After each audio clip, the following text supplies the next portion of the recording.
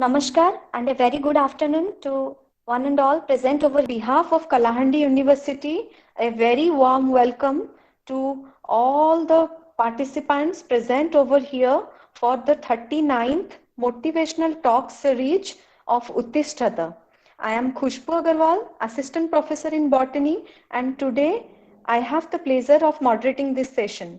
So today we have with us our esteemed Honorable Vice Chancellor Professor Sanjay Satpathy sir, esteemed Comptroller of Finance Suresh Kumar Pedisika sir, our PG Council Chairman Captain Dr. Jaydev Sahu sir, and our respected speaker and lovable ma'am, a very popular face, Professor Yashodhara Mishra madam, and our esteemed guest of today's occasion, Sumati Mond ma'am, all the esteemed dignitaries across the state, my dear colleagues and my dear students. So once again, I welcome you all to today's unique episode of Uttishtata, which will be delivered on the theme of Samudra Kulare Ghara by our esteemed speaker, Professor Yasodhara Mishra Madam.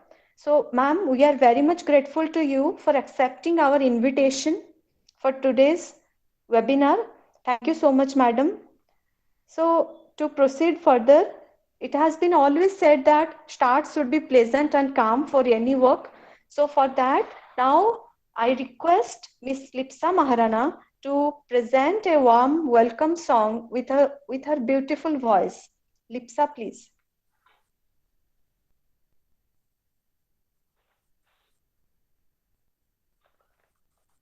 Thank you so much, ma'am.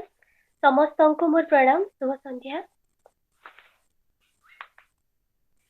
ମା ତୁମେ ମମତାର ସୀମାହୀନ ସାଗର, ମା ତୁମେ ଆମ ପାଇଁ ଦେବତାର ମନ୍ଦିର, ମା ତୁମେ ମମତାର ସୀମାହୀନ ସାଗର, ମା ତୁମେ ଆମ ପାଇଁ ଦେବତାର ମନ୍ଦିର, ତୁମ ସେ ମମତା ମୋତି ଆମ ପାଇଁ ଆଲୋକ, ଲିଭାଇଛି ଅମାରାତି ମନେ ଭରି ପୁଲକ, তুমি যে স্নেহময়ী স্নেহর ঝরা, তুমি যে স্নেহময়ী স্নেহর ঝরা, মা তুমি মমতার সীমাহীন সাগর, মা তুমি আম পাই দেবতার মন্দির, এ আখি দেখিছি যাহা তুম প্রীতি সরধা, আম দুঃখে দুঃখী হই কর সুখ সৌদা, এ আখি দেখিছি যাহা তুম প্রীতি সরধা, আম দুঃখে দুঃখী হই কর সুখ সৌদা, আম মুখে হাস তুম মনে খুশি আশারা, তোমারি আশিসে মাগো হসু আম সংসার, তোমারি আশিসে মাগো হসু আম সংসার, মা তুমি মমতার সীমাহীন সাগর, মা তুমি আম পাই দেবতার মন্দির, দেবতার মন্দির, দেবতার মন্দির। ধন্যবাদ ସମସ୍ତଙ୍କୁ ଆଉ ଥରେ ପ୍ରଣାମ। Thank you so much, Lipsa, for this beautiful song. Now I request Sumati Mond ma'am to introduce our speaker to the audience today. Ma'am, please. ଧନ୍ୟବାଦ ମ୍ୟାଡ଼ାମ। ସାହିତ୍ୟ ସଙ୍ଗୀତ କଳା ବିହୀନ ସାକ୍ଷାତ ପଶୁପୁଚ୍ଛ ବିଶାଳହୀନ। ଶୁଭ ଅପରାହ୍ନ। କଳାହାଣ୍ଡି ୟୁନିଭର୍ସିଟି ଭବାନୀପାଟଣର ପ୍ରେରଣାଦାୟୀ କାର୍ଯ୍ୟକ୍ରମ उत्तिष्ठतर 39तम संस्करणକୁ सुस्वागत। आजिर कार्यक्रमରେ निमन्त्रित अतिथि माननीय प्रोफेसर ଯଶୋଧାରା ମିଶ୍ର ମହୋଦୟ, କଳାହାଣ୍ଡି ୟୁନିଭର୍ସିଟିର କୁଳସଚିବ ପ୍ରଫେସର ସଞ୍ଜୟ କୁମାର ଶତପଥୀ ମହୋଦୟ, ରେଜିଷ୍ଟ୍ରାର ଶ୍ରୀ ପୀତାମ୍ବର ତରାଇ ମହୋଦୟ, ଇଂରାଜୀ ବିଭାଗ ମୁଖ୍ୟ ତଥା PG counsellor chairperson captain doctor Jayadev Sahu ମହୋଦୟ, ସଂଯୋଜିକା ଆସିଷ୍ଟାଣ୍ଟ ପ୍ରଫେସର ଖୁସବୁ ଅଗ୍ରୱାଲ ମହୋଦୟ, ଶ୍ରଦ୍ଧେୟା କଣ୍ଠଶିଳ୍ପୀ ଲିପ୍ସା ମହାରଣା ଏବଂ ଉତ୍ତିଷ୍ଠତରେ ଯୋଡ଼ି ହୋଇଥିବା ଆପଣ ସମସ୍ତ ଜ୍ଞାନୀ ଗୁଣୀ ବିଦ୍ୱାନ ସତୀର୍ଥଙ୍କୁ ମୋର ସଭକ୍ତି ପ୍ରଣାମ। ଉଦ୍ଯୋଗ ହେଉଛି ସବୁ ସଫଳତାର ବୀଜ ଏବଂ ଶାଶ୍ୱତ ହେଉଛି ସବୁ ବାସ୍ତବତାର ଜୀବନ। ଏହାକୁ ପ୍ରାଣୀ ପ୍ରାଣୀ ଝଙ୍କୃତ କରିଥିବା ଜଣେ ସଫଳ ସାରସ୍ୱତ ସାଧିକା ହେଉଛନ୍ତି ପ୍ରଫେସର ଶ୍ରୀମତୀ ଯଶୋଧାରା ମିଶ୍ର ମହୋଦୟା। କଳାହାଣ୍ଡି ମାଟିର ଗର୍ବ ଓ ଗୌରବ, ଉତ୍କଳ ରତ୍ନ ପ୍ରଫେସର ଭୁବନେଶ୍ୱର ବେହେରାଙ୍କ ସୁପୁତ୍ରୀ ଭାବେ ସେ ଯେତିକି ପରିଚିତ, ତାହାଠୁ ଅଧିକା ଆମେ ଜାଣୁ ତାଙ୍କୁ ଜଣେ ବିଶିଷ୍ଟ ଲେଖିକା ଭାବରେ। ସାରସ୍ୱତ ସାହିତ୍ୟ ଉଦ୍ୟାନର ସେ ହେଉଛନ୍ତି ଏମିତି ଏକ ସୁଗନ୍ଧିତ ପୁଷ୍ପ ଯେ ନିଜର ସର୍ଜନ ମହକରେ ମହକିତ କରିପାରିଛନ୍ତି ସାରା ଦୁନିଆକୁ। ଏକ ଉଜ୍ଜ୍ୱଳ ନକ୍ଷତ୍ର ଯିଏ ସୃଜନର ଆଲୋକରେ ଆଲୋକିତ କରିଛନ୍ତି ଏ ମାଟିକୁ, ଏ ଜାତିକୁ। ଏମିତି ଏକ ଶ୍ରଦ୍ଧାଶୀଳ ଉଚ୍ଚାରଣ ଯିଏ ନିଜ କଲମର ଇନ୍ଦ୍ରଧନୁରେ ଶତାଧିକ ରଙ୍ଗ ମଖାଇ ଚାଲିଛନ୍ତି ପିଢ଼ି ପରେ ପିଢ଼ି, ସମୟ ପରେ ସମୟ, ଈଶ୍ୱର ପରେ ଈଶ୍ୱରଙ୍କୁ। କଳ କଳ ବହିଯାଉଥିବା କଳ୍ପନାର ଧାରାକୁ ସର୍ଜନର ରୂପ ଦେଇ ହୃଦୟସିକ୍ତ କରିପାରିଛନ୍ତି ସମୟର ଗତିରେ। କଲମକୁ କୃଷ୍ଣାୟନ କରି ଅବିନଶ୍ୱତାର ରୂପ ଦେଇ ପାରିଛନ୍ତି। ସେ ଆଉ କେହି ନୁହନ୍ତି, ଆମ ପ୍ରିୟ ଗାଳ୍ପିକା, ଏ ମାଟିର ଜଣେ ପରିଚିତ ନାମ ମାନନୀୟ ଯଶୋଧାରା ମିଶ୍ର ମହୋଦୟା। ବାଣୀବିହାରରୁ MA ଓ ଜବଲପୁରରୁ PhD ଲାଭ କରି ସେ ମଧ୍ୟପ୍ରଦେଶ ସରକାରଙ୍କ ଶିକ୍ଷା ବିଭାଗରେ ଅଧ୍ୟାପନା ପରେ ଭୋପାଳରୁ ଇଂରାଜୀ ପ୍ରଫେସର ପଦରୁ ଅବସର ନେଇଛନ୍ତି। ପ୍ୟାରିସର ମ୍ୟାସନ୍ ଡିସାଇନ୍ସରେ ଅତିଥି ଅଧ୍ୟାପିକା ଭାବେ ଏବଂ ସିନିୟର ଫେଲୋ ସିମଲାର Indian institute of advanced studies, ତା ସହ UGCର ସିନିୟର ରିସର୍ଚ୍ଚ ଫେଲୋ ଏବଂ କେନ୍ଦ୍ର ସାହିତ୍ୟ ଏକାଡେମୀର ମୁଖପତ୍ର, ଇଣ୍ଡିଆନ ଲିଟରେଚର ପତ୍ରିକାର ପ୍ରଥମ ମହିଳା ସମ୍ପାଦକ ରୂପେ କାର୍ଯ୍ୟ କରିବାର ସେ ସୁଯୋଗ ପାଇଛନ୍ତି। ତାଙ୍କର ସୃଷ୍ଟି ସମ୍ଭାରରେ ରହିଛି ଜହ୍ନରାତି, ଦେଖଣାହାରୀ, ସମୁଦ୍ରକୂଳ ଘର ଭଳି 15ରୁ ଉର୍ଦ୍ଧ୍ୱ କ୍ଷୁଦ୍ର ଗଳ୍ପ ସଂକଳନ, ପକ୍ଷୀ ଜନ୍ମ, ହାତ ପାପୁଲିରେ ଖରା ଏବଂ ଇଷ୍ଟରୂପ ଭଳି ଉପନ୍ୟାସ, ଏ ବଣ ମୋ ଲାଗି ନୂଆ କବିତା ସଂଗ୍ରହ, ଜଣା ଅଜଣା ପୃଥିବୀ ନାମକ ଗୋଟିଏ ଭ୍ରମଣ କାହାଣୀ, ତାହା ସହିତ ବହୁ ପୁସ୍ତକର ଅନୁବାଦ କରି ସେ ବାଣୀଭଣ୍ଡାରର ଶ୍ରୀବୃଦ୍ଧି କରିପାରିଛନ୍ତି। ସ୍ୱୀୟ ସାଧନା ବଳରେ ଓଡ଼ିଶା ସାହିତ୍ୟ ଏକାଡେମୀ ପୁରସ୍କାର, କଥା ସମ୍ମାନ ପୁରସ୍କାର, ଓଡ଼ିଶା ବୁକ୍ ଫେୟାର ସମ୍ମାନ, ସାହିତ୍ୟ ଭାରତୀ ପୁରସ୍କାର ସହ 2020 ମସିହାରେ କେନ୍ଦ୍ର ସାହିତ୍ୟ ଏକାଡେମୀ ପୁରସ୍କାର ପାଇଛନ୍ତି ନିଜ ରଚିତ କ୍ଷୁଦ୍ର ଗଳ୍ପ ସଂକଳନ ସମୁଦ୍ରକୂଳ ଘର ପାଇଁ। ସତରେ ସମୁଦ୍ର କୂଳରେ ଘର ତୋଳିବା ଏତେ ସହଜ ନୁହଁ, ଅଥଚ ସେ ଦୁଃସାହସ ଦେଖେଇଛନ୍ତି ଆମ ପ୍ରିୟ ଗାଳ୍ପିକା ଯଶୋଧାରା ମିଶ୍ର ମହୋଦୟା। ଭିନ୍ନ ଭିନ୍ନ ଭାବନାର କାଳ୍ପନିକ କାହାଣୀକୁ ନେଇ ସେ ଗଢ଼ିଛନ୍ତି ସମୁଦ୍ର କୂଳର ଘର। ଦୈନନ୍ଦିନ ଜୀବନର ଜ୍ୱାଳା ଯନ୍ତ୍ରଣାକୁ ନେଇ ସେ ସଜେଇଛନ୍ତି ସମୁଦ୍ର କୂଳର ଘରକୁ। ସମୁଦ୍ର କୂଳ ଘରକୁ ଆସନ୍ତୁ, ଆଜି ଆମେ ଥରୁଟିଏ ବୁଲି ଆସିବା। କଥାରେ କଥାରେ ଲଥା ଥାକ ଥାକ କରି ସଜାଡ଼ିଛି ଘର ବିଷୟରେ କିଛି କଥା ଶୁଣିବା, ଜାଣିବା ଗାଳ୍ପିକା ଯଶୋଧାରା ମିଶ୍ରଙ୍କ ଠାରୁ। ସେଇ ଅନନ୍ୟ କଥାଶିଳ୍ପୀଙ୍କୁ ଆଜି ଉତ୍ତିଷ୍ଠତ ପରିସରକୁ ସ୍ୱାଗତ ଜଣାଇ ପରିଚୟ ପର୍ବକୁ ଏଇଠି ରଖୁଛି। ଧନ୍ୟବାଦ। Thank you so much, ma'am. Very nicely you introduced to us to Yashodhara ma'am, which is again, I would say, this is a very short time to introduce you, ma'am. And so, ma'am, once again, I welcome you to this webinar. So, without much delay, we all are eagerly waiting to hear from you, ma'am. So, ma'am, now I would request you, please deliver your address. Ma'am, please.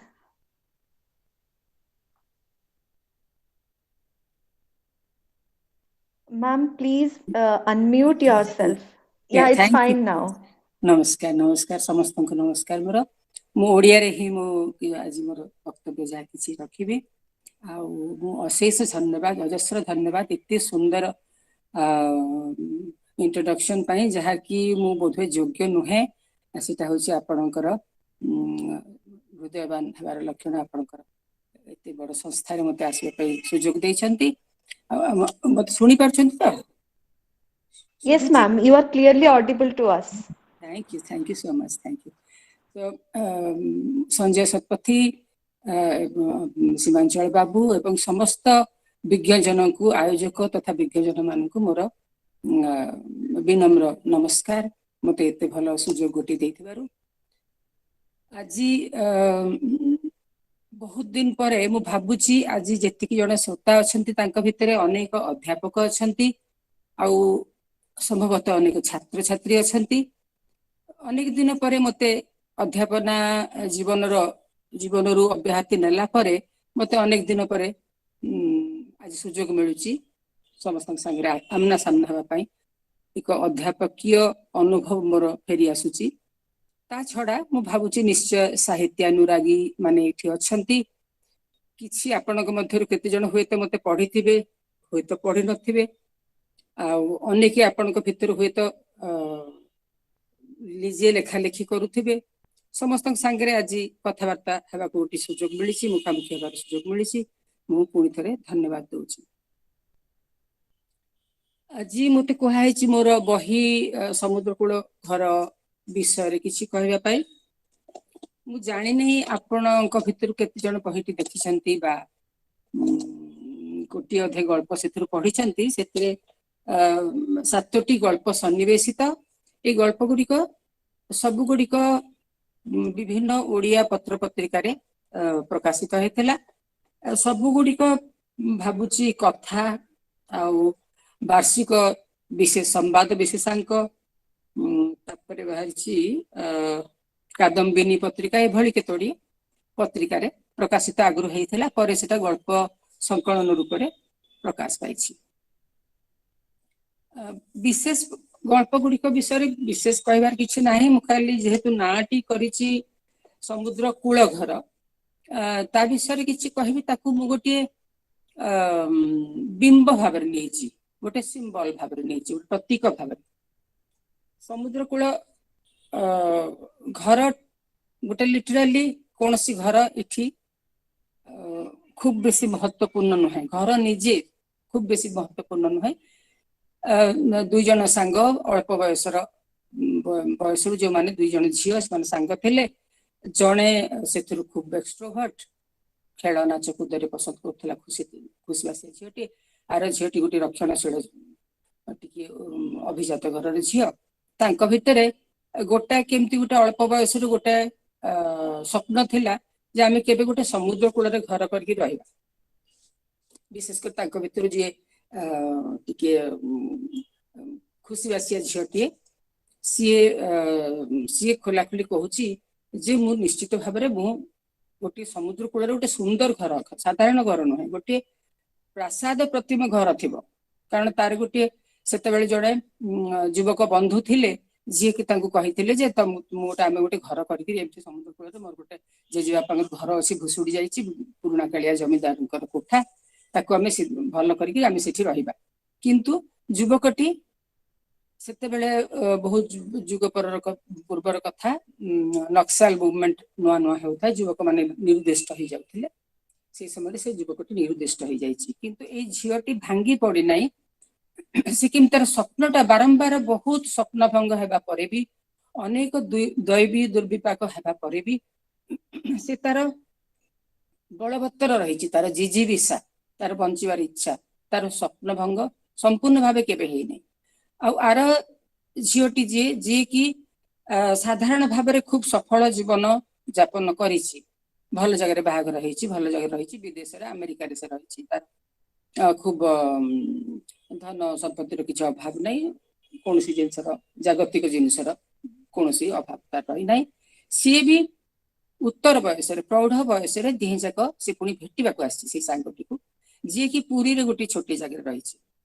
ଗଳ୍ପଟିର ସାରାଂଶ ହେଉଛି ଯେ ଦିହେଁ ଯାକ ଯେତେବେଳେ ଭେଟିଛନ୍ତି ପ୍ରୌଢ ବୟସରେ, ଦିହେଁଙ୍କ ଯାକର ସମୁଦ୍ର କୂଳରେ ଘର ହେଇପାରେ ନାହିଁ, ହେବାର ଆଉ ଆଶା ମଧ୍ୟ ନାହିଁ, କିନ୍ତୁ ତାଙ୍କର ଦିହେଁଙ୍କର ଯେତେବେଳେ ଭେଟ ହେଇଛି ସେମାନେ ଗୋଟେ ଖୁବ ଆନନ୍ଦରେ ସେମାନେ ସ୍ମୃତିଚାରଣ କରୁଛନ୍ତି। ଗୋଟେ ଆଉ କାହାର ଘର, ଗୋଟେ ଛୋଟିଆ ଅନ୍ୟ ଲୋକର ଘରର ଛାତ ଉପରେ ବସିଛନ୍ତି ସେମାନେ, ସମୁଦ୍ର କୂଳ ପବନ ହଉଛି, ଆଉ ସେମାନେ ଉପସ୍ଥିତ ମୁହୂର୍ତ୍ତଟିକୁ ପ୍ରାଣ ଭରିକିରି ଅନୁଭବ କରୁଛନ୍ତି, ଜୀବନକୁ ପୂର୍ଣ୍ଣ ପ୍ରାଣରେ ଅନୁଭବ କରୁଛନ୍ତି। ସେଥିରେ ସେଇ ଯୋଉ ଉପଭୋଗ କରିବାରେ ସେଥିରେ କିଛି ଅନ୍ତରାୟ ହେଉନାହିଁ। ତାଙ୍କର ବୟସ, ତାଙ୍କର ଜଣଙ୍କର ଅଭାବ ଅସୁବିଧାର ଜୀବନ, ଆର ଜଣଙ୍କର ତଥାକଥିତ ପରିପୂର୍ଣ୍ଣ ଜୀବନ, କୌଣସିଟା ଅନ୍ତରାୟ ହେଉନାହିଁ। କୌଣସି ଜାଗତିକ ସ୍ୱପ୍ନ ପୁରା ହେବା ବା ନହେବାରେ ମଣିଷର ପ୍ରକୃତରେ ସୁଖ ବା ଦୁଃଖ ଖୁବ ଗୋଟାଏ ନିର୍ଭର କରେ ନାହିଁ।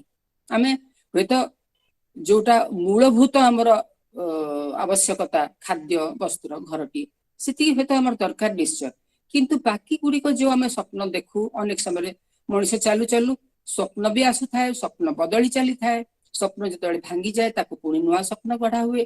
ତଥାପି ପ୍ରକୃତ ଅନୁଭବ, ପ୍ରକୃତ ଆନନ୍ଦ ଦୁଃଖ ସେସବୁ ହୁଏତ ଆମର ଅଭିଳାଷ ସ୍ୱପ୍ନ ସେସବୁ ସାଙ୍ଗରେ ଖୁବ ଗୋଟେ ଗଭୀର ଭାବରେ ସଂଶ୍ଳିଷ୍ଟ ବା ସମ୍ପୃକ୍ତ ନ ହୋଇଥାଇପାରେ।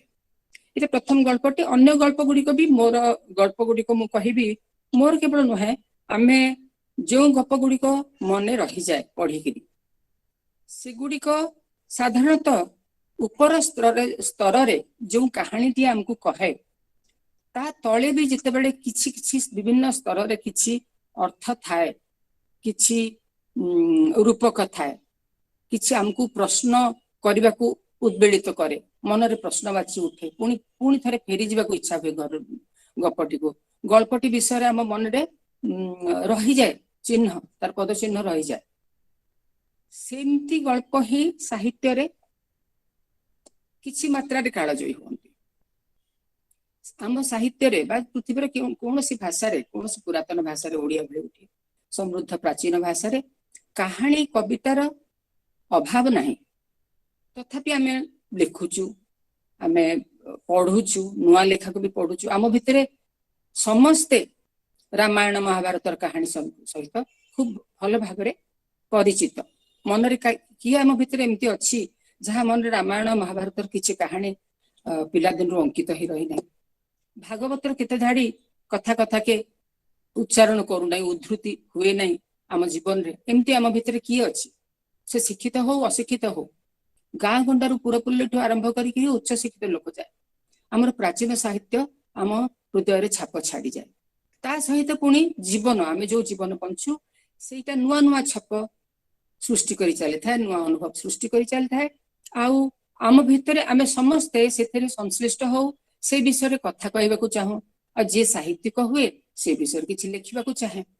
ଯଦି ଅନ୍ୟ କୌଣସି ବିଧାର, ଅନ୍ୟ କୌଣସି କ୍ଷେତ୍ରରେ ସେ କଳାକାର ହେଇଥାଏ, ଯେମିତିକି ଯିଏ ଚିତ୍ର ଆଙ୍କିବ, ଯିଏ ଗୀତ ଗାଇବ, ଯିଏ ନାଚିବ, ଯିଏ ଅଭିନୟ କରେ, ସମସ୍ତେ ନିଜ ଜୀବନର अनुभव को कौन सी भाव में प्रकाश करने को परिस्फुट करने को इच्छा करती चेष्टा करती एवं किछि किछि करती एवं आमे पढ़ू जेतेबेले कहानी पढ़ू साहित्य पढ़ू से आम निज जीवन प्रतिफलन पाइबा चाहूँ देखा चाहूँ आमे एभली कहि परिबा नहीं जे आदौ साहित्य भल लगे नहीं एभली किए अछि आदौ आपण मानक भितर अछंती साहित्यर छात्र अछंती मु देखिली इंग्राजी विभाग अध्यापक भी आपण भितर अछंती आपण इंग्राजी छात्र माने पढुथिबे अन्य छात्र माने भी पढुथिबे निश्चय जे ग्रीक साहित्य रे एरिस्टोटल जे थिले सी तांकर गुरु प्लेटो कर प्रश्नर उत्तर देबाक पड़िथिला से जुगरे सबु कलाकार सबु राइटर समस्त को पोएट बोली कहा जाउथला अलग अलग क्षेत्र कला परे विभाजित है अति सुंदर भाव क्लीयर भाव तो सी प्लेटो आप जानते पॉलिटिकल साइंस छात्र माने अध्यापक माने बेसी भल मोटू जानते प्लेटो कहले गोटे आइडियल आम गोटे आदर्श स्टेट करबा आइडियल स्टेट करबा से पोएट्र प्रवेश निषेध कलाकार प्रवेश निषेध आम बाहर कर दो कहीं ना कलाकार समय नष्ट करे किसी से योगदान करेनी राष्ट्र निर्माण रे युवक मानक से निरुद्दिष्ट करती समय नष्ट करने प्रोत्साहित करती तार उत्तर रे एरिस्टोटल कहिथिले जे आज्ञा पोएट किए नुहे को व्यक्तिटर हृदय रे कलाकार टीए नाही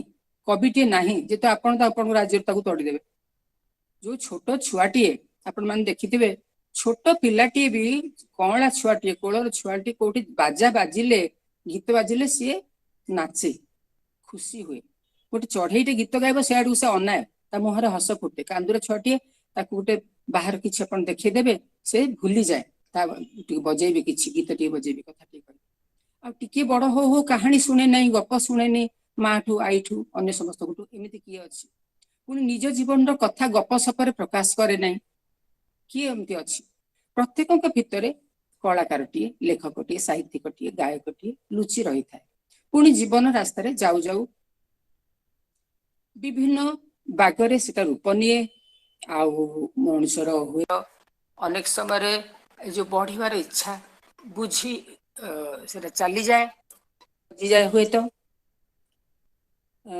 तापरे माने जीविकार्जन रे व्यस्त रही जाए मनीष एमती भी हुए तथापि आमे पढ़िबारे जानिबारे आमे सेतिकी आनंद पाऊ सॉरी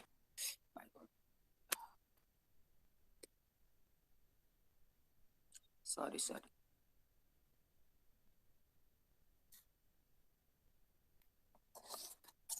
टिके व्यस्त रहिला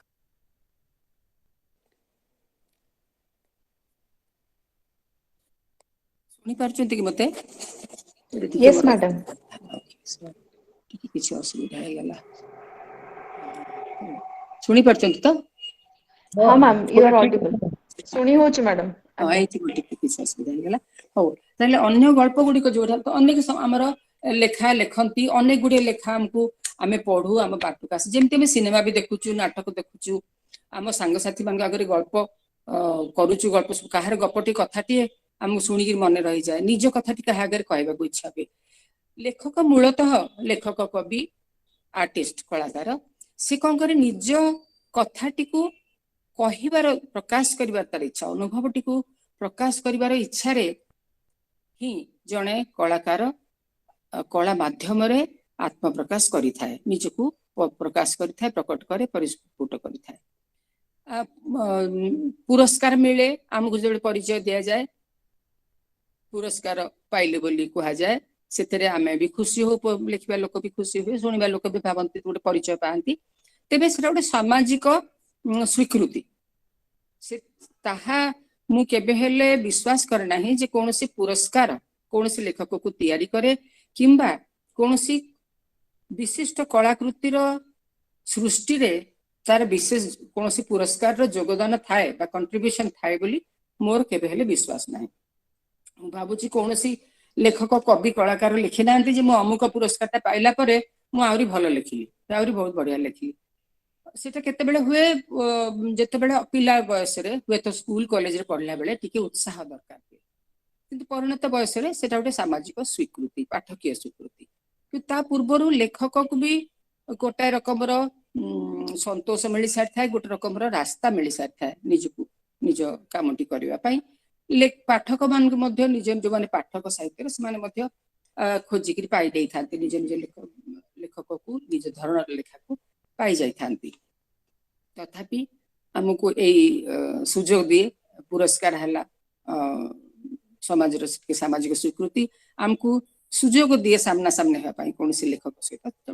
ତା ମଧ୍ୟ ଏକ ଅତି ମାନେ ସ୍ୱାଗତ ଯୋଗ୍ୟ ଜିନିଷ ମାନେ ପୁରସ୍କାରଟା। ତେବେ ମୁଁ ରିକ୍ୱେଷ୍ଟ କରିବି ଆପଣମାନଙ୍କ ଭିତରେ ଅଳ୍ପ ବୟସ୍କ ଛାତ୍ରଛାତ୍ରୀ ଯୋଉମାନେ ଅଛନ୍ତି, ଯୋଉମାନେ ଲେଖାଲେଖି କରୁଛନ୍ତି, ବା ଯେକୌଣସି ଝିଅଟି ଜଣେ ସୁନ୍ଦର ଗୀତ ଗାଇଲେ, ଯିଏ ବର୍ତ୍ତମାନ ଇଣ୍ଟ୍ରୋଡ୍ୟୁସ କଲେ ତାଙ୍କ ଭାଷା ବି ଖୁବ ସୁନ୍ଦର, କିନ୍ତୁ ମୁଁ ଅନୁରୋଧ କରିବି ଯେ ପୁରସ୍କାରକୁ କିମ୍ବା ପ୍ରତିଯୋଗିତାକୁ ଆଖିରେ ରଖିକିରି କେବେ ଲେଖାଟା କଣ୍ଟିନ୍ୟୁ କରିବେ ନାହିଁ। ଲେଖିବାର ମାର୍ଗରେ ସେଟା ଉତ୍ସାହ ନିଶ୍ଚୟ ଦିଏ, ସବୁ ବୟସରେ ଦିଏ, କିନ୍ତୁ ଏଇଟା ଗୋଟେ ପ୍ରତିଯୋଗିତା। ୟାକୁ ମିଳିଲା ମତେ କାହିଁ ମିଳିଲାନି, ମତେ ମିଳିବା ବର୍ତ୍ତମାନ ମୁଁ ମିଳିଗଲା, ମତେ ଗୋଟେ ବଡ ପ୍ରାପ୍ତି ହେଇଗଲା, ଏମିତି ଏଇଟା ହଉଛି ଗୋଟେ କଳାକାରର ଜୀବନରେ ଗୋଟେ ବାଧା ବୋଲି ମୁଁ ବିଶ୍ୱାସ କରେ। ତା ଅପେକ୍ଷା ମୁଁ ନିଜକୁ ରୋକି ପାରୁନାହିଁ, ମୋ ନିଜ ଲେଖା ବିଷୟରେ କହିବା ପୂର୍ବରୁ ମୁଁ ନିଜକୁ ରୋକି ପାରୁନାହିଁ କହିବାରୁ, ମାନେ ଏଇ କଥା ଟିକେ ଉପଦେଶ ମୁଁ ଦେବାରୁ ମୁଁ ନିଜକୁ ରୋକି ପାରୁନାହିଁ ଯେ ଆପଣମାନଙ୍କ ଭିତରେ ଯୋଉମାନେ ଯୁବ ଲେଖକ ଅଛନ୍ତି, ଯୁବ କଳାକାର ଅଛନ୍ତି ଏବଂ ଛାତ୍ରଛାତ୍ରୀ ଅଛନ୍ତି, ସେମାନେ କିଛି କିଛି ପଢିବା, ସାହିତ୍ୟ ଏବଂ କଳାରେ ରୁଚି ରଖିବାକୁ ମୋର ଅନୁରୋଧ। ଆଉ ଲେଖା ଯେତେବେଳେ କରୁଛନ୍ତି ସେତେବେଳେ ବାହାରକୁ ନ ଚାହିଁକିରି ଟିକେ ନିଜେ ଏକୁଟିଆ ଏକାନ୍ତରେ ରହିକିରି ଟିକେ ସାଧନା କରିବାକୁ ଆମକୁ ହୁଏ। ମୁଁ ବୟୋଜ୍ୟେଷ୍ଠ ବୋଲି ଆପଣମାନଙ୍କ ତୁଳନାରେ ମୁଁ କହୁଛି ଏଇ କଥାଟା। ଆଉ ଶୀଘ୍ର ପଢିକିରି କୌଣସି ମତେ ସାରି ଦେଇକିରି ଖଣ୍ଡେ ଲେଖିଦେବା, ଖଣ୍ଡେ ଛାପିଦେବା, ସେଥିରେ ବେଶୀ ନିଜର ଯେତିକି ଆପଣଙ୍କର ପୋଟେନ୍ସିଆଲ ଅଛି, ଯେତିକି ପ୍ରତିଭା ଅଛି, ଯେତିକି ଆପଣଙ୍କ ଭିତରେ ସମ୍ଭାବନା ଅଛି, ତାହାର ପୂର୍ଣ୍ଣ ପ୍ରକାଶ ପାଇଁ ସେଗୁଡ଼ିକ ଆମକୁ ଡିଷ୍ଟ୍ରାକ୍ଟ କରେ, ଦିଗ୍ଭ୍ରାନ୍ତ କରେ। ଆମେ ଯଦି ବେଶୀ ଗୁଡାଏ ପ୍ରାପ୍ତି ପଛରେ ଦୌଡ଼ିବା, ଧାଇଁବା, ସଫଳତା, ସାମାଜିକ ସଫଳତା ପଛରେ ଧାଇଁବା, ଆମର ମୂଳ ଯୋଉ କାମଟି ସେଥିରେ ଆମେ ଟିକେ ଡିଷ୍ଟ୍ରାକ୍ଟେଡ ହେଇଯିବା, ଆମକୁ ଟିକେ ଅନ୍ୟମନସ୍କ କରିଦେବ ସେଇ ବାହ୍ୟ ଜିନିଷ ଗୁଡ଼ିକରେ ପ୍ରିଅକୁପେସନଟା। ମୋର ଅନ୍ୟ ଗଳ୍ପ ଗୁଡ଼ିକ ହଉଛି ସୂର୍ଯ୍ୟାସ୍ତ ପାଖାପାଖି ଏଇ ସଂକଳନର। ଏଇ ସଂକଳନ ଦେଖନ୍ତୁ, ଗୋଟିଏ ସଂକଳନ ଯଦି ପୁରସ୍କାର ପାଇଲା, ସେଟା ଯେ ଅନ୍ୟ ଗୁଡ଼ିକରୁ ଶ୍ରେଷ୍ଠତର ବା ଶ୍ରେଷ୍ଠତମ ସେଥିରେ କିଛି ନାହିଁ, ଆଦୌ କିଛି ଧରାବନ୍ଧା ନାହିଁ। ଆଉ ଗୋଟିଏ ଲେଖକର ଅନେକ ଲେଖା ଭିତରୁ କେତେ ଗୁଡ଼ିଏ ହୁଏତ ବିଶେଷ ଭଲ ଭାବରେ ପରିସ୍ଫୁଟ ହେଇପାରିଛି, କେତେ ଗୁଡ଼ିଏ ଟିକେ ଦୁର୍ବଳ ଥିବ, ଆଗ୍ରହ ଥିଲେ ପାଠକ ତାକୁ ପଢିବାକୁ ଇଚ୍ଛା କରିବ। ଆଉ ମୋର ଏଇ ସଂକଳନଟି କୌଣସି କାରଣ, ବିଭିନ୍ନ କାରଣରୁ ଏଇଟା ପୁରସ୍କାର ପାଇଲା, ମୁଁ ସେଥିରେ ନିଶ୍ଚିତ ଭାବରେ ଖୁସି। ଆଉ ମୁଁ ଯଦି ମୋର ପାଠକ କେହି ଅଛନ୍ତି ତାହେଲେ ମୁଁ ତାଙ୍କୁ ରିକ୍ୱେଷ୍ଟ କରିବି ଏଇ ବହିଟା ବି ପଢନ୍ତୁ, ଆଉ ଅନ୍ୟ ବହିଟା ବି ପଢନ୍ତୁ। ଅନ୍ୟ ଗପ ଗୁଡ଼ିକ ହଉଛି ସମୁଦ୍ର କୂଳ ଘର, ସୂର୍ଯ୍ୟାସ୍ତ ପାଖାପାଖି, ମନୋକାମନା, ନାଲି ରେଳଗାଡ଼ି, ଫିଜିଓଥେରାପି, ଦିନଟିଏର ମୁହଁ ଆଉ ଷ୍ଟିକର ଟୋପା। ଏଥିରୁ ଅଧିକାଂଶ ଗଳ୍ପ ହିନ୍ଦୀ ଏବଂ ଅନ୍ୟ ଭାଷାରେ ପୂର୍ବରୁ ଅନୁଦିତ ହେଇସାରିଛି ଏବଂ ବେଶ ପ୍ରତିଷ୍ଠିତ ପତ୍ରିକା ମାନଙ୍କରେ ହିନ୍ଦୀରେ ବି ପ୍ରକାଶ ପାଇସାରିଛି। ଏଥିରୁ ମୁଁ ମନୋକାମନା ଗଳ୍ପଟି ସେଟା ହଉଛି କୁମ୍ଭ ମେଳାର ପୃଷ୍ଠଭୂମିରେ ଗୋଟିଏ ଗଳ୍ପ, ଯୋଉଥିରେ ଉଣାଧିକେ ଯେମିତି ସମୁଦ୍ର କୂଳ ଘର ବି ଗୋଟେ ସ୍ୱପ୍ନକୁ ନେଇକରି ଆରମ୍ଭ ହେଇଛି, କିନ୍ତୁ ସ୍ୱପ୍ନ ଭଙ୍ଗରେ ଗଳ୍ପଟି ସରିଯାଇନି। ସେମିତି ମନୋକାମନା ଗଳ୍ପଟି ମଧ୍ୟ ଗୋଟେ ମନୋକାମନା ନେଇକିରି ତିନୋଟି ଦମ୍ପତି ଯାଇକି ପହଞ୍ଚିଛନ୍ତି କୁମ୍ଭ ମେଳାକୁ ସ୍ନାନ କରିବେ ବୋଲି ଯାଇଛନ୍ତି, କିନ୍ତୁ ସେମାନେ ଖୁବ ଗୋଟେ ଯେ ଧାର୍ମିକ ଲୋକ ସେମିତି ନୁହନ୍ତି। ସେମାନେ ତାଙ୍କ ଭିତରେ ଜଣେ ଟିକେ ଯୁବକ ଅଛନ୍ତି, ଯୁବ ଦମ୍ପତି, ଆଉ ଟିକେ ବୟସ୍କ ବି ଅଛନ୍ତି, ପ୍ରୌଢ ବି ଅଛନ୍ତି। ତିନିଙ୍କର ସେମାନେ ଯେତେବେଳେ ଯାଉଛନ୍ତି ସେମାନେ ଗୋଟେ ରକମର ଅନେକ କୁମ୍ଭ ମେଳାକୁ ମୁଁ ଜାଣିନି ଆପଣଙ୍କ ଭିତରେ ତୀର୍ଥଯାତ୍ରା ଅନେକ କହିଥିବେ କି ନାହିଁ। ଆଉ ବିଶେଷ କରି କୁମ୍ଭ ମେଳାକୁ ଯିବା ଗୋଟେ ଅଦ୍ଭୁତ ଅନୁଭବ, ସେ ଗୋଟେ ବିଚିତ୍ର ଅନୁଭବ। ଜୀବନରେ ଗୋଟେ ଥରେ ଅନ୍ତତଃ ଯିବା ଉଚିତ। ସେଟା ଗୋଟେ ତାକୁ କେବଳ ଆମେ ଧାର୍ମିକ ଦୃଷ୍ଟିରୁ କିମ୍ବା ପର୍ଯ୍ୟଟନ ଦୃଷ୍ଟିରୁ ଆମେ ଦେଖିପାରିବା ନାହିଁ। ସେଠି ଏଇ 3 ଜଣ ଯେତେବେଳେ ଯାଇଥିଲେ କିଛିଟା ପର୍ଯ୍ୟଟନ, କିଛିଟା ସାଧାରଣ ଯୋଉ କ୍ୟୁରିଓସିଟି ଔତ୍ସୁକ୍ୟ, ଆଉ କିଛିଟା ଧାର୍ମିକ ଚିନ୍ତା, କିଛିଟା ଇଚ୍ଛା ମନୋକାମନା ତାକୁ ନେଇକି ଯାଇଛନ୍ତି। ସେ ଭିତରେ ଯେତେବେଳେ ଗଲା ବେଳେ ଏଭଳି କିଛି ହେଇଛି ସିନ୍, ଟ୍ରେନ ଯାତ୍ରା ବେଳେ ଗୋଟେ ସାଧୁ ବାବାକୁ ଦେଖିଛନ୍ତି। ସାଧୁ ବାବୁକୁ ଏମାନେ କିଛି ତାକୁ ସାହାଯ୍ୟ କରୁଛନ୍ତି। ସେ କହୁଛି ଯେ ମୁଁ ତମକୁ ବରଦାନ କରୁଛି, ଆଉ ତମେ ଯୋଉ ଯାହା ମନ ନେଇକିରି ମନୋକାମନା ନେଇକି ଯାଉଛ ବୁଡ ପକେଇଲା ପରେ ସେଟା ସଫଳ ହବ। ସେଠୁ ସେମାନେ କିନ୍ତୁ ଗଲା ଓହ୍ଲେଇବା ପୂର୍ବରୁ ସେମାନେ କିଛି କରିଛନ୍ତି, ତାସ ଫାସ ଖେଳିଛନ୍ତି, କଣ ଟ୍ରେନରେ ଯିବା ପା ଖେଳିଲେ। ସେଠୁ ସେ ସାଧୁ ବାବା ଟିକେ ବିଗିଡି ଗଲେ। ସେଠୁ ଓହ୍ଲେଇଲା ବେଳେ କହୁଛନ୍ତି, ସେମାନେ କହିଲେ କଣ ବାବା ଆପଣ ତ ରାଗିଗଲେ, ଆମ ମନୋକାମନା ପୁରା ହେବ ନା ନାଇଁ। ସେଠୁ ସେ କହୁଛନ୍ତି ହଁ ପୁରା ତ ହବ, କିନ୍ତୁ ମନୋକାମନା ଯେତେବେଳେ ପୁରା ହୁଏ ସେତେବେଳେ ଆପଣ ନିଜେ ସେଥିରେ ସନ୍ତୁଷ୍ଟ ହେଇପାରିଲେ ହେଲା। କାରଣ ସେତେବେଳକୁ ଆପଣ ହୁଏତ ରିଭାଇଜ କରିସାରିଥିବେ ଆପଣଙ୍କର ମନୋକାମନା, ହୁଏତ ଆପଣଙ୍କର ଇଚ୍ଛା ହିଁ ବଦଳି ଯାଇଥିବ। ଆପଣ ମାନେ ଦେଖିଥିବେ ଅନେକ ସମୟରେ ହୁଏ ସେମିତି, ଗୋଟେ ଜିନିଷ କିଣିବା ପାଇଁ ବଜାରକୁ ଯାଇଥିବେ, ଆଉ ଯାହା କିଣିକିରି ଆଣିବେ ଘରକୁ ଆସିଲା ବେଳକୁ ଲାଗିବ ଆରେ ଏଇଟା ଠିକ ହେଲାନି, ଏଇଟା ଭୁଲ ହେଇଗଲା। କିମ୍ବା ଗୋଟେ ଜାଗାକୁ କୁଆଡେ ଗଲେ ବୁଲିବାକୁ ଗୁଡାଏ ପଇସା ଖର୍ଚ୍ଚ କରିକି ସେଠି ପହଞ୍ଚିକି ଲାଗିଲା ଆରେ ଅଯଥାରେ ଗୋଟେ ଆମେ ପଇସା ଖର୍ଚ୍ଚ କଲେ, ବୋଧେ ଆଉ କିଛି କରିଥିଲେ ହେଇଥାନ୍ତା ଏଇ ପଇସା। ସେଇଭଳି ଗୋଟେ ବିଚିତ୍ର ପରିସ୍ଥିତି ସୃଷ୍ଟି ହେଇଛି। 3 ଜଣ ଯାକ ସେମାନେ ଯୋଉ ତମ୍ବୁରେ ରହିଛନ୍ତି, କୁମ୍ଭ ମେଳାରେ ବଡ ତମ୍ବୁ ହୁଏ, ଆପଣ ଜାଣିଥିବେ। ସେଠି ସବୁ ଗୋଟେ ଅସ୍ଥାୟୀ ସହର ଗଢି ହେଇଯାଏ ରାତାରାତି। କୁମ୍ଭ ମେଳା ଯୋଉଠି ହୁଏ ଲକ୍ଷ ଲକ୍ଷ ଲୋକଙ୍କର ସମାଗମ ହୁଏ।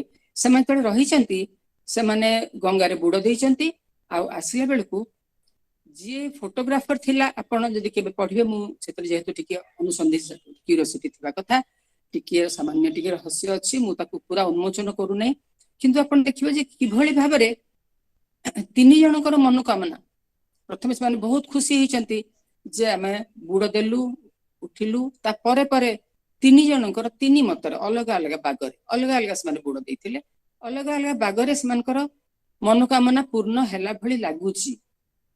ହୁଏତ ପୂର୍ଣ୍ଣ ହେଇଯାଇଛି, କିନ୍ତୁ ସେତେବେଳକୁ ମନୋକାମନାକୁ ସେଇ ଯୋଉ ପ୍ରାପ୍ତିର ଯୋଉ ବିଷୟଟା ତାଙ୍କୁ ମିଳିଛି ତାକୁ ସେମାନେ ଆଉ ଗ୍ରହଣ କରିବାର ମନସ୍ଥିତିରେ ନାହାନ୍ତି। ଗଲାବେଳେ ସେମାନେ ଯେଉଁ ମନୋକାମନାଟାକୁ ଜୀବନର ସବୁଠୁ ମହତ୍ୱପୂର୍ଣ୍ଣ ବୋଲି ଭାବୁଥିଲେ, ପାଇସାରିଲା ପରେ, ସେଟା ମିଳିଗଲା ପରେ ସେଟା ଆଉ ଗ୍ରହଣ ଯୋଗ୍ୟ ବୋଲି ମନେ ହଉନାହିଁ। ହୁଏତ ସେମାନେ ଗ୍ରହଣ କରିପାରୁନାହାନ୍ତି କୌଣସି କାରଣରୁ। କାରଣ ଆମର ମନସ୍ଥିତି ରହେ ନାହିଁ ସମାନ। ଆମ ମନସ୍ଥିତି, ଜୀବନ କେବଳ ପରିସ୍ଥିତି ବଦଳାଏ ନାହିଁ, ଆମର ନିଜର ମନସ୍ଥିତି ଅନୁଭବ ଆମର ମନସ୍ଥିତିକୁ ବି ବଦଳେଇ ଦିଏ। ମନୋକାମନା ଗୋଟିଏ ଗପ।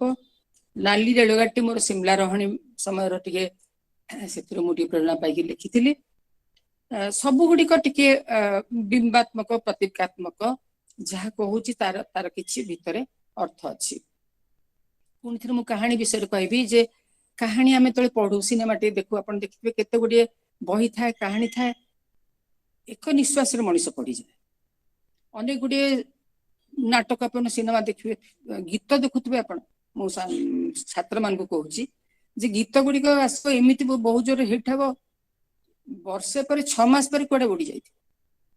ଆଉ ଅନେକ ଗୁଡିଏ ସାଧାରଣ ଗୀତଟିଏ ଥିବ, ଗଳ୍ପଟିଏ ଥିବ, ସିନେମାଟିଏ ଥିବ, ଆପଣ ଯଦି ଗପ ପଢୁଥିବେ ସାଧାରଣ ଗପଟି ସାଧାରଣ ପରି ମନେ ହଉଥିବ, ସେଇଟା ଆପଣଙ୍କୁ ହଣ୍ଟ କରିବ। ପିଲାଦିନେ ପଢିଥିବା ଗପଟି ସେଇଟା ଆପଣଙ୍କୁ ଛାଡିବ ନାହିଁ, ମନରେ ଗୋଡେଇଥିବ ଶେଷ ପର୍ଯ୍ୟନ୍ତ। ପୁଣି ଥରେ ଇଚ୍ଛା ହବ ପୁଣି ଥରେ ଟିକେ ପଢନ୍ତି କି। ଆପଣମାନଙ୍କ ଭିତରୁ ଯଦି ଧରନ୍ତୁ ଗୋଟେ ପଢିଥିବେ କାବୁଲିବାଲା, ପିଲାଦିନେ ପଢିଥାନ୍ତି। ଆମ ଯୁଗରେ ପିଲାଦିନେ ଆମେ ପଢୁଥିଲୁ କାବୁଲିବାଲା ଗପଟି, ହାର୍ଡଲି ଆପଣ 4 ପୃଷ୍ଠା 5 ପୃଷ୍ଠାର ଗପଟିଏ, ରବୀନ୍ଦ୍ରନାଥ ଠାକୁରଙ୍କର। ଆମ ସମୟରେ ତାଙ୍କର 21 ଗଳ୍ପ ବୋଲି ଗୋଟେ ବହି, ମୁଁ ବୋଧେ ପଞ୍ଚମ ଷଷ୍ଠ ପଢିଲା ବେଳକୁ କୌଣସି ଗୋଟେ ପ୍ରତିଯୋଗିତା ପୁରସ୍କାର ପାଇଥିଲି। ସେତେବେଳେ ସେଇ ତାର ଓଡିଆ ଅନୁବାଦ କାବୁଲିବାଲା ଗପଟି ମୁଁ ପଢିଥିଲି। ସେ ଗପଟି କିଛି ନୁହେଁ, ଗୋଟେ 5 ବର୍ଷର ପିଲା ଆଉ ଛୁଆଟିଏ ତା ବାପା ବସିଛି ଲେଖୁଛି, ଆଉ ଗୋଟେ କାବୁଲି ବାଲାଟେ ଆସିକିରି ତାକୁ ଦେଖା ହେଇଛି। ପୁଣି ଥରେ 12 ବର୍ଷ ପର୍ଯ୍ୟନ୍ତ ସେ କାବୁଲି ବାଲା ସାଙ୍ଗରେ ଦେଖା ହେଇନି। ସିନେମା ତ ତା ବାଗରେ ଅଛି, କିନ୍ତୁ ସାହିତ୍ୟର ଅର୍ଥ, ତାର ସ୍ତର ଗୁଡି ଯୋଉ ଫିଟେ, ସେଟା ଭାଷା ଜରିଆରେ ଅଲଗା ରକମର ଫିଟେ। ସେଇ ଗପଟି କହିବାକୁ ଗଲେ ଉପର ସ୍ତରରେ ଅତି ସାଧାରଣ ସିମ୍ପଲ ସରଳ ଭାବରେ କୁହାଯାଇଥିବା, ସରଳ ଭାଷା, ସରଳ ଚରିତ୍ରରେ ସରଳ କାହାଣୀଟି, କିନ୍ତୁ ଆପଣଙ୍କ ମନରେ ସେ ବସା ବାନ୍ଧି ରହିଯିବ, ଆପଣ ତାକୁ ଭୁଲି ପାରିବେ ନାହିଁ। ଏବଂ ତାକୁ ବାରମ୍ବାର ଆପଣଙ୍କୁ ପୁଣି ଥରେ ସେ ଗପଟା ପଢିବାକୁ ଇଚ୍ଛା ହେବ। ଯଦି ସିନେମା ହେଇଛି ସିନେମା ଦେଖିବାକୁ ଇଚ୍ଛା ହେବ। ଏଭଳି ବହୁତ ଆମର ସମସ୍ତଙ୍କର ଏମିତି ଅନୁଭବ ଥାଏ, ଯୋଉ କାରଣରୁ କି ଆମେ ବାରମ୍ବାର ପୁରାଣ ମାନଙ୍କୁ ଫେରି ଯାଉ। ଭାଗବତ ଦେଖନ୍ତୁ, ଭାଗବତ ଟୁଙ୍ଗି ସବୁ ଆଗରୁ ଥିଲା, ସେ ପଢା ଚାଲିଥାଏ। ଆପଣ ମାନଙ୍କ ବି ଆଶା କରୁଛି ଯୋଉମାନେ ଯୁବ ଗୋଷ୍ଠୀର ଅଛନ୍ତି ସେମାନଙ୍କର ଅନୁଭବ ଥାଇପାରେ, ହୁଏତ ବୟସ୍କ ମାନଙ୍କର ନିଶ୍ଚୟ ଥିବ, ଯେ ବିଭିନ୍ନ ଅବସରରେ ବିଭିନ୍ନ ପରିସ୍ଥିତିରେ ଆମେ ପୁରାଣର କାହାଣୀକୁ, ଭାଗବତର କାହାଣୀକୁ, ଭାଗବତର ଧାଡି ଗୁଡିକୁ ଆମେ ଫେରି ଯାଉ। ଆଉ ସେଗୁଡିକ ପ୍ରତି ଜୀବନର ବିଭିନ୍ନ ପରିସ୍ଥିତିରେ, ବିଭିନ୍ନ ବୟସରେ ଆମ ପାଇଁ ଅଲଗା ଅଲଗା ଅର୍ଥ ଆଣେ, ନୂଆ ନୂଆ ଅର୍ଥ ଆଣେ। ସବୁ ଉତ୍କୃଷ୍ଟ ସାହିତ୍ୟ ସେହିଭଳି। ଗୋଟେ କଥା ମୁଁ ଆଉ ଗୋଟେ କଥା ଏଠି କହିଦିଏ ଯେ ଉତ୍କୃଷ୍ଟ ସାହିତ୍ୟ କହିଲା ବେଳେ ମୁଁ କଦାପି ସେଇ ପର୍ଯ୍ୟାୟରେ ନିଜକୁ ନେଉନାହିଁ ଯେ ମୋର ସାହିତ୍ୟ ଉତ୍କୃଷ୍ଟ ବୋଲି ପ୍ରତିପାଦିତ ହୋଇସାରିଛି, କାରଣ ସେଟା ସମ୍ଭବ ନୁହେଁ। ସାହିତ୍ୟଟା କେବେ ହେଲେ ନିଜର ସମସାମୟିକ, ସାହିତ୍ୟ କଣ କଳା କଣ, ସମସାମୟିକ ଯୁଗର ଲୋକେ ତାର ମୂଲ୍ୟ ନିର୍ଦ୍ଧାରଣ କରିପାରନ୍ତି ନାହିଁ, ସମ୍ଭବ ନୁହେଁ। ତାର ମୂଲ୍ୟ ନିର୍ଦ୍ଧାରଣଟା କିଏ କରେ? ସମୟ। ଯେଉଁ ଲେଖା ଆପଣ ଦେଖିବେ 20 ବର୍ଷ ପରେ ବି ଲୋକ ପଢୁଛନ୍ତି, 40 ବର୍ଷ ପରେ ପଢୁଛନ୍ତି, 100 ବର୍ଷ ପରେ, ଯୁଗ ଯୁଗ ପରେ, କେତେ ଶତାବ୍ଦୀ ପରେ ବି ପଢୁଛନ୍ତି, ତାହା ହିଁ କାଳଜୟୀ ଲେଖା। ଆଉ ତାହା କାଳଜୟୀ ଲେଖା ଲେଖିବା କଳାକାର ବା ଲେଖକର ନିଜ ହାତର କଥା ନୁହେଁ। କିଛି ମାତ୍ରାରେ ପ୍ରତିଭା, କିଛି ମାତ୍ରାରେ ପ୍ରତିଭା, କାରଣ ଆଦୌ ପ୍ରତିଭା ନଥିବା ଲୋକ ଲେଖିପାରିବ ବୋଲି ମୁଁ କହୁନାହିଁ, ସମ୍ଭବ ନୁହେଁ। ଯେମିତିକି ଧରନ୍ତୁ ଯାହାର ଗଳା ଆଦୌ ଭଲ ନାହିଁ ସିଏ ଗାଇବ କେମିତି? କିନ୍ତୁ ଖାଲି ଗଳା ଭଲ ଥିଲେ ଜଣେ ଖୁବ ଭଲ ଗାଇପାରିବ ନାହିଁ, ତାକୁ ଗୋଟେ ଭଲ ଶିକ୍ଷା ଦରକାର, ସାଧନା ଦରକାର। ଲେଖାରେ ବି ଶିକ୍ଷାଟା ହେଉଛି ଆମେ ଯେମିତି ପଢିବା, ଆମେ କେତେ ସାହିତ୍ୟ, ଉଚ୍ଚାଙ୍ଗ ସାହିତ୍ୟ ପଢିବା। ଆଉ ମୁଁ ନିଜେ ଅଧ୍ୟାପନା କରିଛି ବୋଲି ମୁଁ ସବୁବେଳେ ମୋର ସେ ଟିକିଏ ଉପଦେଶ ଦେବାର ଢଙ୍ଗଟା ଆସିଯାଏ ଯେ ଉଚ୍ଚାଙ୍ଗ ସାହିତ୍ୟ ବା ବିଶ୍ୱ ସାହିତ୍ୟ ମାନେ ବିଦେଶୀ ସାହିତ୍ୟ ପଢିବାକୁ ମୁଁ କହୁନାହିଁ। ମୁଁ ନିଜେ ଇଂରାଜୀ ପାଠ ପଢେଇଛି ଜୀବନ ସାରା, କିନ୍ତୁ ଯେଉଁ ସାହିତ୍ୟ ବିଶ୍ୱ ସାହିତ୍ୟର ମାନେ ବିଶ୍ୱସ୍ତରୀୟ ହୋଇଯାଏ, ଯେମିତିକି ଆମର ରାମାୟଣ ମହାଭାରତ, ଓଡ଼ିଆର ଆମର ଭାଗବତ ଏବଂ ଅନେକ ଲେଖା, ଆମର ମନୋଜ ଦାସଙ୍କ ଲେଖା ସବୁ ହେଲା, ଗୋପୀନାଥ ମହାନ୍ତିଙ୍କ, ଏସବୁ ବିଶ୍ୱସ୍ତରୀୟ। ଆମେ ଯଦି କଷ୍ଟ କରିକିରି ବିଶ୍ୱସ୍ତରୀୟ ଲେଖା, ଆଉ ତା ବାହାରେ ଆମର ଓଡ଼ିଆରେ ଅନେକ ଦେଶର ଶ୍ରେଷ୍ଠ ସାହିତ୍ୟ, ଇଂରାଜୀର, ରସିଆନ, ଫ୍ରେଞ୍ଚ, ବିଭିନ୍ନ ଦେଶର ଶ୍ରେଷ୍ଠ ସାହିତ୍ୟ ଅନୁବାଦ ଜରିଆରେ ଉପଲବ୍ଧ। ସେଇ ଯୁଗରେ ମୁଁ ସେଇ ଦିଗରୁ ଦେଖିବାକୁ ଗଲେ ଆମେ ଓଡ଼ିଆ ମାନେ ଖୁବ ଭାଗ୍ୟବାନ, ଓଡ଼ିଆ ପାଠକ ମାନେ। ତାକୁ ଟିକେ କଷ୍ଟ କରିକିରି ପାଖ ୱାର୍ଲଡ ଯୋଉ ବୁକ୍ ଫେୟାର ଗୁଡାକ ହୁଏ, ଆପଣ ପୁସ୍ତକ ମେଳା ହୁଏ, ସେଇଠି ହଉ, ଲାଇବ୍ରେରୀ ହଉ, ଯୋଉଠୁ ନେଇକିରି, ଆଜିକାଲି ତ ନେଟରେ ସବୁ ଉପଲବ୍ଧ, ତାକୁ ଟିକେ ପଢିବାକୁ ମୁଁ ଅନୁରୋଧ କରିବି। ଆଉ ଏଇଟା ଆମେ ଟିକେ ସାହିତ୍ୟର ଉନ୍ମୁଖୀ ହେଲେ ଆମର ଆଉ ଗୋଟିଏ ଲାଭ ହେଉଛି ଯେ ଆମେ ଅନେକ ଜୀବନର ପ୍ରତିଛବି ଦେଖିପାରୁ, ନିଜ ଜୀବନରେ ଆବଦ୍ଧ ହେଉନାହିଁ। ଏବଂ ଯୋଉ ଆଜିକାଲି ଯୋଉ ଗ୍ଲୋବାଲ ମାର୍କେଟ ଚାଲିଛି, ମାର୍କେଟ କନଜ୍ୟୁମରିଜମ, ଯାହାକି ଉପଭୋକ୍ତାବାଦ ବୋଲି ଆମେ କହୁଛୁ, ଆମେ କେମିତି ଗୁଡାଏ ଜିନିଷ ଏକାଠି କରିକିରି ଜିନିଷ ପତ୍ର ଜରିଆରେ ହିଁ ଆମେ ସଫଳତା ପାଇବା। ସେଇ ଉପଭୋକ୍ତାବାଦ ଅନେକ ସମୟରେ ଆମକୁ କଷ୍ଟ ଦିଏ, ମନରେ ଆମକୁ ଗ୍ଲାନି ଆଣେ, ନିରାଶା ଆଣେ, ଯେତେବେଳେ ଆମକୁ ଅନ୍ୟମାନଙ୍କ ସାଙ୍ଗେ ତୁଳନାରେ ଆମକୁ ଯଥେଷ୍ଟ ସଫଳତା ମିଳୁନାହିଁ ବୋଲି ଆମକୁ ମନେ ହୁଏ। ଆମେ ଯଦି ସାହିତ୍ୟରେ ଟିକେ ମନୋନିବେଶ କରିବା, କଳାରେ ମନୋନିବେଶ କରିବା, ତାହେଲେ ନିଶ୍ଚିତ ରୂପେ ଆମେ ଅନ୍ତର୍ମୁଖୀ ଟିକେ ହେବା, ଆଉ ଆମକୁ ଜୀବନର ସଫଳତାର ଦିଗ ଅନ୍ୟ ଦିଗ ସବୁ ଉନ୍ମୋଚିତ ହେଇଯିବ। ଯେମିତିକି ଆପଣ ଦେଖିବେ ଆମର ସାରଳା ଦାସ ମହାଭାରତ ଲେଖିଲେ, ଆମର ବାଲ୍ମୀକି ରାମାୟଣ ବି ଲେଖା ହେଲା। ସେମାନେ ଜାଗତିକ ସଫଳତା ପାଇଥିଲେ ହୁଏତ ସେଟା ଲେଖିପାରି ନଥାନ୍ତେ। ଆଉ ଆମେ ଆଜି ବି ଯଦି ସହଜଲବ୍ଧ ମନୋରଞ୍ଜନ ପଛରେ ଧାଇଁବା, ହୁଏତ ଜୀବନର ଶେଷ ଭାଗରେ ଅନୁଭବ କରିବା, ରିଏଲାଇଜ କରିବା, ହୁଏତ କରିବା ବି ନାହିଁ, ଅନେକ କରିପାରିବେନି, ଯେ ସେଥିରେ ଗୁଡାଏ ହତାଶା ବି ଆସେ ଏବଂ ଜୀବନକୁ ସବୁ ପ୍ରକାରରେ ସମୃଦ୍ଧ କରିବ ଆମେ ଯଦି ସାହିତ୍ୟ ଏବଂ କଳାର ଆଶ୍ରୟ ନେବା, ପୂଜାରୀ ହେବା, ନିଜେ ଲେଖିବା, ପଢିବା ଏବଂ ଆଉ କିଛି ନ ହଉ ପଛେ ଏକାନ୍ତରେ ବସି, କାରଣ ସାହିତ୍ୟ ରଚନା କଳାର ଆମେ ଯେତେବେଳେ ସାଧନା କରୁ ବା ପଢୁ ଏକାନ୍ତରେ ବେଶୀ ଭଲ ହୁଏ। ସେଟା ପ୍ରାୟ ସେମାନେ ସିନେମା ହଲରେ ଦେଖିଲେ ବି ଆପଣ ଭଲ ସିନେମା ଟିକେ ଘରକୁ ଆସିକିରି ଚିନ୍ତା କରିବେ, ଭାବିବେ। ସେଥିରେ ଜୀବନର ଯୋଉ ଦିଗ ଗୁଡିକ ଉନ୍ମୋଚିତ ହେଇନାହିଁ ସେଟା ଆମ ଆଖି ଆଗରେ ଉନ୍ମୋଚିତ ହେଇଯାଏ ଏବଂ ଆଉ ଗୋଟିଏ ପ୍ରକାରର ସଫଳତା, ଆନନ୍ଦ, ସନ୍ତୋଷ ଆମକୁ ମିଳିଥାଏ। ମୁଁ ଭାବୁଛି ମୋର ସମୟ ପୁରା ହେଇଯାଇଛି, ମୁଁ ଆଉ ବେଶୀ ସମୟ ନେବି ନାହିଁ। ଆଉ ଯଦି ଆପଣ ମାନଙ୍କ ଭିତରେ କିଛି ପ୍ରଶ୍ନ କାହାରି ଥାଏ ମୁଁ ଉତ୍ତର ଦେବି। ଧନ୍ୟବାଦ, ବହୁତ ବହୁତ ଧନ୍ୟବାଦ। ବହୁତ ବହୁତ ଧନ୍ୟବାଦ ମ୍ୟାଡାମ। ଆପଣ ଯେତେବେଳେ କହୁଥିଲେ ଏମିତି ଲାଗୁଥିଲା କି ଏବେ ହିଁ ଷ୍ଟାର୍ଟ କଲେ ଆପଣ ଆଉ ଏବେ ହିଁ ସରିଗଲା। ଏମିତି ଆପଣ କହି ଚାଲୁଥାନ୍ତେ ଆଉ ଆମେ ହୁଏତ ଆପଣଙ୍କୁ ଆଉ ଟିକେ ଶୁଣି ଚାଲିଥାନ୍ତୁ। ଆପଣ ସବୁଠୁ ଭଲ ଜିନିଷ ଏହା ଛାତ୍ରଛାତ୍ରୀ ମାନଙ୍କୁ କହିବି, ତୁମେ ମାନେ ଆଜି ବହୁତ ଭାଗ୍ୟବାନ କି ଆଜି ମ୍ୟାଡମଙ୍କ ଭଳି ବ୍ୟକ୍ତିତ୍ୱଠୁ ତମେ କିଛି ଶୁଣି ପାରିଲ। ଆଉ ଯେତିକି କମ ସମୟ ମଧ୍ୟ ମ୍ୟାଡମ କହିଲେ, ମ୍ୟାଡମଙ୍କର ଦି ଧାଡି ସ୍ୱତନ୍ତ୍ର ମ୍ୟାଡମକୁ ଦେଖିକି ବି ତୁମେ ମାନେ ମୁଁ ଭାବୁଛି ନିଶ୍ଚିନ୍ତ ଭାବେ ବହୁତ ଇନ୍ସପିରେସନ ପାଇଥିବ। I myself got inspired from you. So thank you so much madam, ଆପଣ ଏତିକି ସମୟ ଦେବାରୁ। ବହୁତ କମ ସମୟରେ ଆପଣ ଜୀବନର ସମସ୍ତ ଅନୁଭୂତିକୁ ବହୁତ ନିଖୁଣ ଭାବରେ କହିଗଲେ, ଯାହାକୁ କି ପ୍ରକୃତ ଭାବରେ ଯଦି ଆମେ ମାନେ ନିଜ ଜୀବନରେ ଟିକେ ଉପଯୋଗ କରିବୁ, ତେବେ ନିଶ୍ଚିନ୍ତ ଭାବେ ଜୀବନର ଅନୁଭବକୁ ବେଶୀ ଅନୁଭବ କରିପାରିବୁ। ତେବେ ପ୍ରଥମେ ଆପଣ ଆରମ୍ଭ କଲେ କି ନିଶ୍ଚିନ୍ତ ଭାବେ ସମସ୍ତଙ୍କ ବ୍ୟକ୍ତିତ୍ୱ ଭିତରେ ଗୋଟେ କଳାକାର ବା ସାହିତ୍ୟକାର ଲୁଚିକି ରହିଛି, ଯାହାକି ଲେଖକ ଲେଖିକା ମାନେ ନିଜର ମନର ଭାବନାକୁ ଶବ୍ଦରେ ଯୋଡି କରି ପରିପ୍ରକାଶ କରିପାରୁଛନ୍ତି। ଆଉ ଆମେ ମାନେ ଅନେକ ସମୟରେ ନିଜ ଭାବନାକୁ ମନ ଭିତରେ ରଖିକି ସେଟା ଆମ ମନର ସାହିତ୍ୟ ସୃଷ୍ଟି ହେଉଛି। ତେଣୁ ଅବଭିୟସଲି ଭାବ ଇଟସେଲ୍ଫ ଇଜ ସାହିତ୍ୟ। ମୁଁ ଯେତିକି ବୁଝିଲି ମ୍ୟାଡାମ ଆପଣଙ୍କ କଥାରୁ।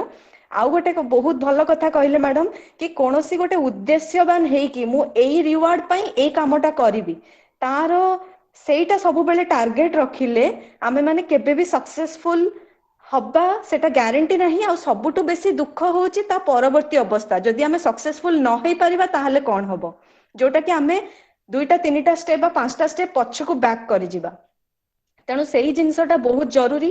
ତେଣୁ ଯେଉଁ କଳାଟା ଅଛି ବା ଯୋଉଟା ପ୍ରତି ନିଜର ଗୋଟେ ମନରୁ ଆଗ୍ରହଟା ଅଛି, ତାକୁ କୌଣସି ଉଦ୍ଦେଶ୍ୟ ପୂର୍ଣ୍ଣ ଭାବ ନ ରଖିଲେ ହିଁ ଆମର ସମ୍ଭାବନାର ପୂର୍ଣ୍ଣ ପ୍ରକାଶ ହୋଇପାରିବ ବା ସବୁ ଦିଗକୁ ଆମେ ବହୁତ ନିଖୁଣ ଭାବରେ ଦେଖିପାରିବା। ଏଇ କଥାଟି ଯୋଉଟା କି ପିଲାମାନଙ୍କ ପାଇଁ ମୁଁ କହିବି ବହୁତ ବହୁତ ମୂଲ୍ୟବାନ କଥାଟି। ଆଉ ଗୋଟେ କଥା ମ୍ୟାଡାମ କହିଲେ କି ଯୋଉମାନଙ୍କର ଶିକ୍ଷା, ଯୋଉମାନଙ୍କର ସାଧନା କରିବା ପ୍ରତି ବା ସାହିତ୍ୟ ପ୍ରତି ଖୁବ ଆଗ୍ରହ ରହିଛି, ତେବେ ସେଥି ନିମନ୍ତେ ଅଧ୍ୟୟନ କରିବା ଏବଂ ସାହିତ୍ୟର ସାଧନା କରିବା ବହୁତ ଜରୁରୀ। ଯାହା ଦ୍ଵାରା କି ଅନ୍ତର୍ମୁଖୀ ହବାର ସୁଯୋଗ ମିଳିଥାଏ। ପ୍ଲସ୍ ଯୋଉ ଡିରେକ୍ସନ ଗୁଡା ବା ଯୋଉ ଆସ୍ପେକ୍ଟ ଗୁଡାକ ସବୁ କିଛି ବେଳେ ସମସ୍ତେ ସବୁଟା ଭାବନ୍ତି, କିନ୍ତୁ ସେଟା ଲୋକଙ୍କ ସାମ୍ନାକୁ ଆସିବା ଜରୁରୀ, ସେଇ ଆଙ୍ଗେଲ ଟା ଲୋକଙ୍କ ସାମ୍ନାକୁ ଆସିବା ଜରୁରୀ। ସୋ ଦ୍ୟାଟ ଆଉ ଜଣେ ସେଇଟାକୁ ପଢିକରି ପୁଣି ନିଜର ଭାବନାକୁ ଆହୁରି ବ୍ରଡ କରିପାରିବ। ମୁଁ ଯେତିକି ବୁଝିଲି ମ୍ୟାଡାମ, ତ ନିଶ୍ଚିନ୍ତ ଭାବେ ବହୁତ ଗୁଡାଏ ମୂଲ୍ୟବାନ କଥା କହିଲେ ମ୍ୟାଡାମ। ବହୁତ ସାରା ଆପ୍ରିସିଏସନ ମିଳିଛି ଆମକୁ ମେସେଜ ମାଧ୍ୟମରେ। କିଛିଟା କ୍ୱେଶ୍ଚିନ୍ ମଧ୍ୟ ଆସିଛି। ପ୍ରଥମେ କ୍ୱେଶ୍ଚିନ୍ କରିଛନ୍ତି, ଗୋଟେ କ୍ୱେଶ୍ଚିନ୍ କରିଛନ୍ତି ଶ୍ରବାଣୀ ବାନାର୍ଜୀ। ତାଙ୍କର ପ୍ରଶ୍ନ ରହିଛି, ସୃଜନଶୀଳତାର କିଛି ମାପକାଠି ରହିଛି କି? ସୃଜନଶୀଳତାର ମାପକାଠି ଆପଣ ଯଦି କହୁଛନ୍ତି ଯେ ପୁରସ୍କାରରେ କହୁଛନ୍ତି, ମାପକାଠି ଆଉ କଣ? ମାପକାଠି କେମିତି ହେଇପାରିବ? ନିର୍ଦ୍ଦିଷ୍ଟ ମାପକାଠି କିଛି ନାହିଁ, କିନ୍ତୁ ମୁଁ କହିଲି ଯେ ସମୟ ତାକୁ ଜଜ୍ କରେ। ସମୟ ନିର୍ଣ୍ଣାୟକ। ସମୟ ହେଉଛି ନିର୍ଣ୍ଣାୟକ। କୋଉ ଲେଖାଟା ପୁଣି ମଣିଷ ବାରମ୍ବାର ପଢିବାକୁ ଚାହେଁ। ଧରନ୍ତୁ ଆମ ଓଡ଼ିଆରେ ଉଦାହରଣ, ସେଇ ଉଦାହରଣ ପୁରାଣ ଭାଗବତ ହେଲା, ଆଧୁନିକ ଆପଣ ଫକୀର ମୋହନଙ୍କର କାହାଣୀ ଗୁଡ଼ିକ, ଆମର ପରଜା ଗୋପୀନାଥ ମହାନ୍ତିଙ୍କର ଅନେକ ବର୍ଷ ପରେ ବି ପୁରୁଣା ହେଇଯାଏନି। ତାଙ୍କର ବିଷୟବସ୍ତୁ ତାର ଯେଭଳି ଭାବରେ ତାକୁ ଲେଖାଯାଇଛି, ସେ ଲେଖାଟି ବାରମ୍ବାର ସବୁ ସମୟରେ, ପରିବର୍ତ୍ତିତ ସମୟରେ ବି, ବାହ୍ୟ ପରିସ୍ଥିତି ସବୁ ବଦଳୁଥିଲେ ବି ସେଟା ମଣିଷର ହୃଦୟକୁ ଛୁଇଁଯାଏ। ସେଇଟା ହିଁ ହଉଛି ମାପକାଠି। ଆମର ପରବର୍ତ୍ତୀ ପିଢିର ପାଠକ ମାନେ ସେଥିରୁ କିଛି ପାଉଛନ୍ତି କି, ଲାଭବାନ ହଉଛନ୍ତି? କେବଳ ମନୋରଞ୍ଜନ ନୁହେଁ, କେବଳ ମନୋରଞ୍ଜନ ତ ସେଟା ସାଙ୍ଗେ ସାଙ୍ଗେ କିଛି ଦିନ ଭିତରେ ସେଟା କୁଆଡେ ଉଭେଇଯିବ, ଚାଲିଯିବ। ଯୋଉଟା ବାରମ୍ବାର ଲୋକ ଫେରିଯାଏ, ପାଠକ ମାନେ ଫେରିଯାଆନ୍ତି ଅନେକ ବର୍ଷ ପରେ, ସେଇଟା ହିଁ ସମୟ ହଉଛି ନିର୍ଣ୍ଣାୟକ। ଧନ୍ୟବାଦ ମ୍ୟାଡାମ। ସେଇ ସମାନ ଶବ୍ଦ ଉପରେ ଆଉ ଗୋଟେ ପ୍ରଶ୍ନ ରହିଛି ଗୋବିନ୍ଦ ସାହୁ ସାରଙ୍କର। ପ୍ରଣାମ ମହାଶୟା, ଦୟାକରି କହିପାରିବେ କି ଜଣେ ସୃଜନଶୀଳ ସାହିତ୍ୟିକଙ୍କ ପାଇଁ ସର୍ଜନାର ଶ୍ରେଷ୍ଠ ସମୟ କେଉଁଟି? ସୃଜନଶୀଳ ସାହିତ୍ୟିକଙ୍କ ପାଇଁ ସର୍ଜନାର ଶ୍ରେଷ୍ଠ ସମୟଟି କେଉଁଟି? ସମୟ ଯଦି ଆପଣ ଜୀବନର ଅବସ୍ଥା ବୋଲି କହୁଛନ୍ତି, ସେଥିରେ ବି କିଛି ନିର୍ଦ୍ଦିଷ୍ଟ ଅବସ୍ଥା ନାହିଁ। ଏବଂ ଯଦି ଆପଣ ଦିନର ସାଧନାର ସମୟ କହୁଛନ୍ତି, ସେଟା ତ ଆଦୌ ନାହିଁ। ବିଭିନ୍ନ ଲୋକ ବିଭିନ୍ନ ସମୟରେ ଲେଖନ୍ତି। କିନ୍ତୁ ଆପଣ ବୟସ ଯଦି କହୁଛନ୍ତି, ଧରନ୍ତୁ ମୋ ବାପା ଭୁବନେଶ୍ୱର ବେହେରା, ଆପଣ ମାନଙ୍କ ଭିତରେ ନିଶ୍ଚୟ ସମସ୍ତେ ଜାଣିଥିବେ, କଳାହାଣ୍ଡିରେ ସିଏ 57 ବର୍ଷ ବୟସରେ ସେ ଲେଖା ଆରମ୍ଭ କଲେ। କିନ୍ତୁ ଆମେ ଘର ଭିତରେ ଜାଣିଛୁ ତାଙ୍କର ଜୀବନ ଗୋଟେ ଦାର୍ଶନିକ, ଗୋଟେ କଳାକାର ଭଳି ସେ ବଞ୍ଚୁଥିଲେ। ତାଙ୍କର ସବୁ ଜିନିଷରେ ଦେଖିବା, ତାଙ୍କର ଦର୍ଶନ, ଦୃଷ୍ଟି ଭଙ୍ଗୀ, ସେ ସବୁ ଗୋଟେ ସାଧାରଣ ମଣିଷ ଭଳି ନଥିଲା। ସେ ଇଞ୍ଜିନିୟର ଥିଲେ ପେସାରେ, ପାଠରେ ପେସାରେ, କିନ୍ତୁ ସେ କାମରେ ବ୍ୟସ୍ତ ରହିକି ଲେଖିପାରି ନଥିଲେ। କିନ୍ତୁ ସେ ଜୀବନରେ ତାଙ୍କର ସେଇ ଢଙ୍ଗଟି, ଜୀବନ ଦୃଷ୍ଟିଟି ଥିଲା ବୋଲି ପ୍ଲସ୍ ବହୁତ ପଢିଥିଲେ ପାଠ। ମାନେ ମୋର ମନେ ଅଛି, ସେ ଆମେ ସ୍କୁଲରେ ପଢିଲା ବେଳକୁ ସେ କହିଲେ ନାଇଁ, ସବୁ ୱାର ଆଣ୍ଡ ପିସ୍, ମତେ ମୋ ତଳ ଭାଇ ଯେ ଡାକ୍ତର ଭବାନୀ ପଟ୍ଟନାୟକ, ତାକୁ କହିଲେ ପଢ। ତ ସେ ବହୁତ, ଏତେ ମୋଟା ବହିଟେ ମୁଁ ତ ପଢି ପାରିଲିନି। ସିଏ ବହୁତ ବାଧ୍ୟ ଥିଲା, ଛାତ୍ର ବହୁତ ବ୍ରିଲିଏଣ୍ଟ ଥିଲା। ସିଏ ସ୍କୁଲ ପାସ୍ କରିକି ୱାର ଆଣ୍ଡ ପିସ୍ 1000 ପୃଷ୍ଠାରେ ପଢି ପକେଇଲା। ଆପଣ ସେଟା ମାନେ ଭଲ ସାହିତ୍ୟ ପ୍ରତି ବା ଭଲ କଳା ପ୍ରତି ଏକ୍ସପୋଜର ଥିବା କଥା, ପରିଚୟ। ସେସବୁ ହେଲେ ଯାଇକିରି ଯେକୌଣସି ସମୟରେ ଲେଖିପାରିବେ। ନଚେତ ପିଲାଦିନରୁ ଯଦି କିଛି ଆପଣଙ୍କର ସଉକ ଅଛି, ସେ ଇଚ୍ଛା ଅଛି, ଯେମିତି ଗୋଟେ ପିଲାଟି ଇଭେନ୍ ଖେଳରେ ଦେଖନ୍ତୁ, ଯେ କ୍ରିକେଟ ଖେଳୁଛି, ପିଲାଦିନ ଯଦି ନ ଖେଳିଥିବ ପଦଟା ଆଉ ଧରି ପାରିବନି, ବ୍ୟାଟ୍ ଧରି ପାରିବନି। ସେମିତି ଲେଖାଟା ସାହିତ୍ୟ ସହିତ ପରିଚୟ ଥିବା ଦରକାର। ସମୟ କହିଲେ ମୁଁ ସେ ବୁଝିଲି। ଠିକ କହିଲେ ମ୍ୟାଡାମ, ଠିକ କହିଲେ madam. Thank you so much madam. Madam ମୋର ଗୋଟେ ପ୍ରଶ୍ନ ଅଛି। ଆଜ୍ଞା କୁହନ୍ତୁ। ମୁଁ ପୃଥ୍ୱୀରାଜ ପ୍ରତାପ ସିଂ କହୁଥିଲି। ଆଜ୍ଞା ଆଜ୍ଞା, ନମସ୍କାର। ନମସ୍କାର। ନମସ୍କାର, ମୁଁ ଆପଣଙ୍କୁ ଜଣାଉଛି। ମୁଁ ବି ଇଂରାଜୀ ଅଧ୍ୟାପକ। ଆଜ୍ଞା ଆଜ୍ଞା, ମୋର ପ୍ରଶ୍ନ ସଂଯୋଜିକାଙ୍କ ମାଧ୍ୟମରେ, ଆଉ ଆଜି ସମସ୍ତଙ୍କୁ ମୁଁ ଧନ୍ୟବାଦ ଦଉଛି। ମୁଁ ଜଣେ ଶ୍ରୋତା ଭାବରେ ଆପଣଙ୍କୁ ଶୁଣୁଥିଲି ଆରମ୍ଭରୁ। ଆଉ ମୋର ପ୍ରଶ୍ନ ହଉଛି, ସମୁଦ୍ର କୂଳ ଘର ଫାଙ୍କା ଅଛି କି? ମୋର ଘର ଫର ନାହିଁ ତ।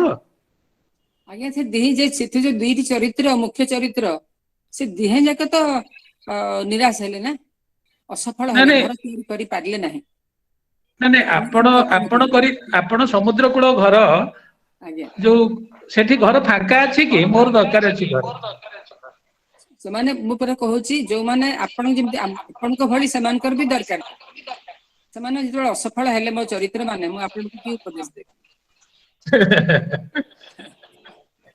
ନାଇଁ, ମୋର ଆପଣ ମାନଙ୍କର ସମସ୍ତଙ୍କର ଯୋଉମାନେ ଅଛନ୍ତି, ଘର ଅଛି, ଦ୍ୱାର ଅଛି, ପରିଚୟ ଅଛି।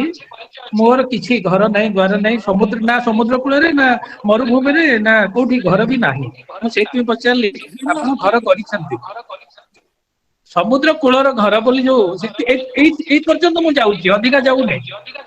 ସମୁଦ୍ର କୂଳର ଘର, ମୁଁ ତେଣୁ ମାନେ ନିଶ୍ଚିତ ଘର ହେଇଛି। ମୁଁ ଆପଣଙ୍କ ଘରକୁ ପଚାରୁଛି। ସମୁଦ୍ର କୂଳରେ କୌଣସି ଘର ନାହିଁ। ନାଇଁ ନା। Thank you, sir. Thank you, sir. ହଉ ଠିକ ଅଛି। ପୁଣି ଆଉଥରେ ବହୁତ ବହୁତ ଧନ୍ୟବାଦ ଦେବି ମ୍ୟାଡାମ। ପରବର୍ତ୍ତୀ ସମୟରେ କେବେ ଆମକୁ ସୁଯୋଗ ମିଳିଲେ ନିଶ୍ଚିନ୍ତ ଭାବରେ ମ୍ୟାଡାମ ଆମେ ଆପଣଙ୍କଠୁ ଆଉ ଶୁଣିବା ପାଇଁ ଚାହିଁବୁ। ବର୍ତ୍ତମାନ ଆଉ ମୁଁ ଆମ ଆଉ ଆଉ ଗୋଟିଏ ମ୍ୟାଡାମ ଖାଲି କହି ବର୍ତ୍ତ ରଖୁଛି, ୱାର୍ଲଡ ଲିଟରେଚର କାଉନସିଲ ତରଫରୁ ଆମେ ଆପଣଙ୍କୁ ନିମନ୍ତ୍ରଣ କରିବୁ। ଆଜ୍ଞା ୱାର୍ଲଡ ଲିଟରେଚର କାଉନସିଲ ଆଜ୍ଞା ଆଜ୍ଞା ନ୍ୟୁ ଦିଲ୍ଲୀ। ଆଜ୍ଞା ମୁଁ ପୃଥ୍ୱୀରାଜ ପ୍ରତାପ ସିଂ ଆଜି ନିମନ୍ତ୍ରଣ ରହିଲା ସମସ୍ତଙ୍କ ମାଧ୍ୟମରେ ଆପଣଙ୍କୁ। ଆମେ ଗୋଟେ ଧନ୍ୟବାଦ ଡେଟ ରେ ଆଲୋଚନା କରିବୁ। ଧନ୍ୟବାଦ। ୱାର୍ଲଡ ଲିଟରେଚର କାଉନସିଲ ତରଫରୁ ଆପଣ ନିଶ୍ଚିତ ଅତିଥି ଭାବରେ ଆପଣଙ୍କଠୁ ଆମେ କିଛି ଶୁଣିବୁ। ବହୁତ ଭଲ ଲାଗିଲା ନିଶ୍ଚୟ ଆପଣଙ୍କର କଥା। ଓକେ, ଧନ୍ୟବାଦ। ଧନ୍ୟବାଦ। Thank you sir, thank you. ବର୍ତ୍ତମାନ ମୁଁ ଅନୁରୋଧ କରିବି ଆମର କୁଳପତି ମହୋଦୟଙ୍କୁ ସେ କିଛି ତାଙ୍କର ବକ୍ତବ୍ୟ ରଖିବେ ଏବଂ ବିଦାଡି ଆମମାନଙ୍କୁ କହିବେ। Sir please. ପ୍ରଥମେ ଶ୍ରଦ୍ଧାଳୁମାନଙ୍କୁ ନମସ୍କାର ଜଣେଇବି। ପ୍ରାୟ 27-28 ବର୍ଷ ତଳେ ପ୍ରଥମେ ତାଙ୍କ ନାଁ ମୁଁ ତାଙ୍କ ବାପାଙ୍କଠୁ ହିଁ ଶୁଣିଥିଲି ତାଙ୍କର ଘରେ। ଆଉ ଦେହ ଟିକେ ଖରାପ ଥାଏ, ସେ ସୁଯୋଗ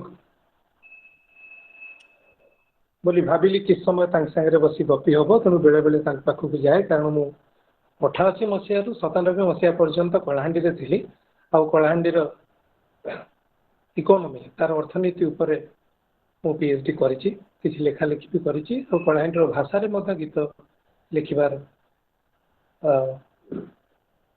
ସୁଯୋଗ ସୃଷ୍ଟି ହେଇଛି। ତେବେ କଥା ହେଲା, ସମୁଦ୍ର କୂଳ ଘର ଯେବେ ପୁରସ୍କାର ପାଇଲା, ତା ପରଠୁ ସେ ସମୁଦ୍ର କୂଳ ଘର ନା ପାହାଡ଼ ଉପରର ଘର, ୟା ଭିତରେ ସମ୍ପର୍କ କେତେ, ପ୍ରଭେଦ କେତେ? ଗପଟା ଜାଣିଲା ପରେ ମତେ ଏମିତି ଲାଗିଲା ଯେ ସମୁଦ୍ର କୂଳରେ ତ ନିତି ଘର ଗଢା ହଉଥାଏ ଓ ଭାଙ୍ଗୁଥାଏ।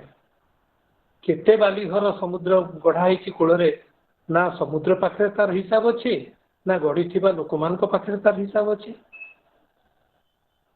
ସମୁଦ୍ର କୂଳରେ ଅଧା ପୋତି ହେଇଥିବା ଡଙ୍ଗାଟା କେବେ କେବେ ମଧ୍ୟ ଘର ହେଇଯାଏ କାହା ପାଇଁ। ସେ ଡଙ୍ଗା ପାଣି ମାଡ଼ ଖାଇ ଖାଇ ପୋତି ହେଇଯାଇଥାଏ। ତେବେ କଥା ହଉଛି, ଯେତେବେଳେ ସମୁଦ୍ର କୂଳ ଅନ୍ ଦି ସିଶୋର ଏକଥା ଭାବିଲା ବେଳକୁ ରବୀନ୍ଦ୍ରନାଥ ଟାଗୋରଙ୍କଠୁ ଆରମ୍ଭ କରି ଭିକ୍ଟର ହୁଗୋଙ୍କ ପର୍ଯ୍ୟନ୍ତ ଅନେକ ପ୍ରକାରର ଶବ୍ଦ ମାନେ ମନ ଭିତରେ ଉକୁଟି ଉଠନ୍ତି। କିନ୍ତୁ ଗୋଟିଏ ଜିନିଷ ଯାହା ସାଧୁମାନଙ୍କଠୁ ମୁଁ ଶୁଣିଛି, ସେଇଠି ହେଲା ସମୁଦ୍ରର ପ୍ରତ୍ୟେକଟି ଢେଉ କିଛି ନୂଆ ଆଶା ନେଇକରି ଆସେ। ତେଣୁ ସମୁଦ୍ର କୂଳର ଘର ହେଉଛି ଗୋଟେ ଆଶାର ଘର। ସମୁଦ୍ରକୁ ଦେଖୁଥିବା ମଣିଷଟିଏ ତା ଭିତରର ହତାଶା କୋଉଠି ହଜେଇ ଦିଏ। ସମୁଦ୍ର ସାଙ୍ଗରେ ବନ୍ଧୁ ବାନ୍ଧିଥିବା ମଣିଷଟିଏ ସେ ଭିତରେ ମଧୁର ଶବ୍ଦଟିଏ ସେଟା ଶୁଣୁଥାଏ। କୋଉଠୁ କହିବି, ଶଙ୍ଖ ଭିତରେ ଯେ ଗୋଟେ ଶବ୍ଦ ଥାଏ ତା ଜାଣିନଥାଏ। ଥରେ ସମୁଦ୍ର କୂଳରୁ ବଡ ଶଙ୍ଖଟେ ମିଳିଲା। ଅଚିହ୍ନା ଜଣେ ଲୋକ କହିଲେ, ବାବୁ ଶଙ୍ଖଟା କାନରେ ଦେଇକି ଦେଖ। ମୁଁ ଦେଖିଲି, ଶଙ୍ଖଟାକୁ କାନରେ ଦେଲି, ତା ଭିତରୁ ଗୋଟେ ସୁନ୍ଦର ଓଙ୍କାରର ଶବ୍ଦ ଆସୁଥିଲା। ତାପରେ ଶ୍ରୀମନ୍ଦିରରେ ଜଗନ୍ନାଥଙ୍କର ଯୋଉ ଶଙ୍ଖ, ସେ ଶଙ୍ଖ କାନରେ ଲଗେଇଛି। ସାରଳା ଦାସେ କପିଳେନ୍ଦ୍ର ଦେବଙ୍କର ସୈନ୍ୟବାହିନୀ ତ ଥିଲେ, ସେଇ ଯୋଉ ଶଙ୍ଖ ବଜଉଥିଲେ ସେଇଟା ବି ଆଜି ବି ତାଙ୍କ ଘରେ ଅଛି, ବିରାଟ ଶଙ୍ଖ। କାଳେ ସେ ଶଙ୍ଖ ସେ ବଜଉଥିଲେ, କିଲୋମିଟର କିଲୋମିଟର ଧରି ଶୁଭୁଥିଲା ସିଦ୍ଧେଶ୍ୱର ପରିଡ଼ା। ସେ ଶଙ୍ଖ କାନରେ ଲଗେଇକି ଶୁଣିଛି ତା ଭିତରର ଓଙ୍କାର। ତେଣୁ ସମୁଦ୍ରର ଢେଉମାନଙ୍କର ସ୍ୱର, ଶଙ୍ଖ ଭିତରେ ଗୁଞ୍ଜରିତ ହଉଥିବା ସ୍ୱର, ଆଉ ଯାହା କୁହାଗଲା अंतरदृष्टि नथिले शब्द मानकर झरणा भितर बाहरी आसे ना तीन शब्द से जहाँ शुणिली आज से गोटे हूँ अनुभूति सेठू आसब अनुभव तापर अनुमान आसला किए कौन जोड़ से कालजयी सृष्टि हम कालजयी कथा कहला बेलू यही धाड़ीटा कहीदे सारिबा उचित हम गोटे जगन्नाथंकर जना अच्छी थका मन चल जा चका नयन देखा लिखिंट जी भणती कर सारियाभिक आज पर्यंत मुझे लोक जानी अनेक पचारि से सारियाभिकर गाँ कौटी से तांकर आउ कौन सी कविता कहीं बा गीत जगन्नाथ क्या पाखे अच्छी कि ता मिली ना गोटे मात्र गीत लोकटी कौटिकार जना ना अनेक समय अनुभव सिद्ध लोक मैंने निजक भिकारी बोली कही था तेणु से जावत चंद्रार के थीब जगन्नाथ मंदिर जगन्नाथ संस्कृति थका मन चल जा गीत निश्चय थे आज हूँ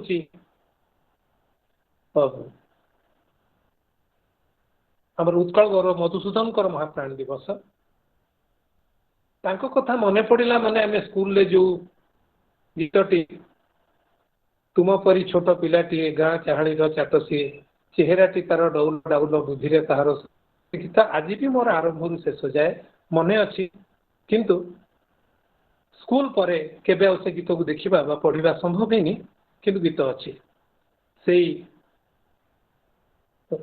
मधुबाबूर कथा थे भारी जोर रागिले कहले आज मु खाइबी माँ कहले ठीक अच्छे खाइबुनी राति पेटरे मूषा दौड़ते जाकि खोजिले कौटी रोसई घर कारण के रोसई घर पशि नथिले केमती किलिनी खोला हम जान नथिले रोसई घर पाखे अंडाड़ी अंडाड़ी खोलने को जो चेष्टा करती शब्द है आउ अनुभव कले जड़े किए ठिया पाखे सी माँ थे कहले बापू तू कहीचु जे आज खाइबु ना तेणु तू खाइबु ना आउ तू जेहेतु कहीचु खाइबुनी मुझे खाइनी तेणु आलो सखी आपण रखी जो मैंने पिला दिन से साधन अच्छा से अनन्य मु पुणी आउ थे रानी को नमस्कार Thank you so much, sir. Thank you for your enlightening words and always being an inspiration to us. Madam मु खाली गोटे आपण को रिक्वेस्ट बा कहया प्रश्न पचारिया चाहिए मैडम आमर छात्र छात्री माने जदि आपणकर बही को पढ़िया चाहती तो आम मैडम कोठु बही गुड़िक पाई परिबु ऑनलाइन अवेलेबल अछि किबा कोनोसी प्रकाशकंकर जदि जरिया रे हमें बही गुड़िक मते कांटेक्ट करबे को कहि दो ओके सर यार पढ़िबार इच्छा ताकू आमे बही आनिके दबा Okay, sir. Now I request the convener of this webinar and our PG Council chairman, HOD Department of English, Captain Jaidev Sahu sir, to present the formal vote of thanks for this webinar. Sir, please. समस्त को नमस्कार धन्यवाद खुशबू madam अति सुंदर भाव रे आपण संयोजना करथिबारु मु सर्वप्रथमे आपण को धन्यवाद ज्ञापन करुची आज आमर सौभाग्य अनेक दिन आमे चेष्टा करुथलु आमर ए उत्कृष्टता कार्यक्रम को निमंत्रण जणाइबा पई एई माटीर कन्या योग्या कन्या प्रोफेसर यशोधारा मैडम को अनेक प्रचेष्टा परे आज आमे तांकर सानिध्य लाभ करि पारिचु तांकठु समुद्र कूल घर संपर्क करे सुनिले जहाँकि साहित्य एकाडेमी द्वारा पुरस्कृत होईछि खूब सुंदर भावरे से निजर विचारधारा को उपस्थापना करछन्ति पहाड़ जंगल घेरा कलाहांडी प्राचुर्य भरा सौंदर्य भरपूर कलाहांडीर कन्या आज समुद्र पाखरे समुद्र कूल घर करिबार प्रयास करिसंती। एटा अति वास्तवता जहा पाखरे जहा न थाए ताहा से स्वप्न रे देखे एवं ता पाखकु पहुंचीबा पई से चेष्टा करे। तेणु पहाड़ घेरा कलाहांडीर झियो समुद्र कूल घर को तोड़िबा पई चेष्टा करछंती एवं मैडम कहले जे से घर ही पारला नहीं, किंतु मु कहूची इंग्राजी विभाग जने अध्यापक भाव रे जे मैडम से घरटा प्रतिष्ठित हो सारी कहीं ना आमे आमर समाज ताकू ग्रहण कर सारी। तेणु समुद्र कूल घर आमे आज जाई पारले। आमर जो सार पचारुतिले डॉक्टर प्रताप सिंह सार जे सार समुद्र कूलर घर अछि कि आमर प्रिय कुलपति जेमिति कहूथिले जे घर गढ़ा हुए घर भांगी जाए, पुणी गढ़ा हुए पुणी भांगी जाए, एमिति अनेक गढ़ा हबो एवं अनेक थर भांगिबो, किंतु प्रयास तो जारी रहिबो सेही जगह रे आमर घर करिबा पई। मैडम आपण आपणकर विश्वविद्यालय को आसीथिबारु आमे आपणक पाखरे चिरऋणी, अशेष अशेष धन्यवाद। आमे आमर छात्र छात्री एवं आमे माने आपण को सुनी बहुत आमको खुशी लगी, अनुप्राणित होइछु। छात्र छात्री माने आपण भली हवा पई निश्चित भाव रे चेष्टा करिवे बोली मोर आशा। ए विश्वविद्यालय आपणकर आशीर्वाद रे ऊपर को उठिबो, विश्वविदित हबो से आशा मध्य आमर अछि। आपणक पाखरे आमे प्रार्थना रखुछु जे आपणकर सुदृष्टि आमर एई अल्प दिन तले जन्म हिथिबा विश्वविद्यालय आपणकर आशीर्वाद निश्चित भाव रे लाभ करिवो। अशेष धन्यवाद मैडम। आपणको एटा तो आपणको घर, तेणु आपणको आउ विशेष धन्यवाद देगिरी मु लज्जित करबा पई चाहू नाही, काहेकि ना आपण ही एई विश्वविद्यालयर सब किछि। लिप्सा महाराणा जे कि आद्य रे सबु सभारे अति सुंदर गीत परिवेषण करुछंती एवं आमर उत्तिष्ठतर मान मर्यादा आहुरी बढ़े दउछंती।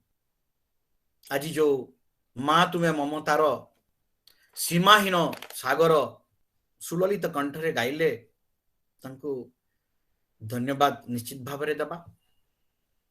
एवं मु तो सुनुथली अभिभूत ही पड़ुथली, सते जेमती शब्द माने सब नाची नाची आसुथिले, सते जेमती शब्दर झरणा सब आसुथिले। कवि तथा उद्घोषिका जे कि आकाशवाणी उद्घोषिका सुमति मुड मैडम, मु बहुत खुशी लागुଥିଲା आपन जो शब्द संयोजना कि सुंदर भाव रे आपण करुथिले, ताहा देखि मोर टिके ईर्षा हला कि केते सुंदर भाव रे आपण सब शब्द मान को आनी माने गोटे पुष्पमाल्य रे आपण सब परिवर्तन करि पारुछंती। आपण को अशेष धन्यवाद। आपण हम कलाहांडी विश्वविद्यालय रो छात्र छात्री अध्यापक अध्यापिका एवं श्रोता बंधु मान को आपणकर शब्द माध्यम रे आपण उल्लसित करि पारिछंती, सेति पई आमे आपणक निकट रे ऋणी रहिबु। मु तो आम कुलपति तरफ ही यही कार्यक्रम आवाहक एवं तांक द्वारा ही यही सबू संयोजित। तेणु से तो आमर परिवार रो मुख्य, तेणु तांको केवल तांको पाखरे आमे ऋणी रही पारिबु। हमको एमती सुजोग देथिबारु, एमती प्लेटफॉर्म देथिबारु, जे उत्तिष्ठत भलिया प्लेटफॉर्म आज 39तम व्याख्यान विश्वास करी हो नहीं आमे नॉनस्टॉप भाव रे कोठी हेले आमे अटकी नाहु आमे आगे चलीछु तेणु सेथि पई सर आपनको अशेष धन्यवाद आपणक पई ही आमे एमिति महान महान व्यक्ति मानकर संस्पर्श रे आमे आसी पारुछु तेणु आपणको कोटि कोटि प्रणाम आमर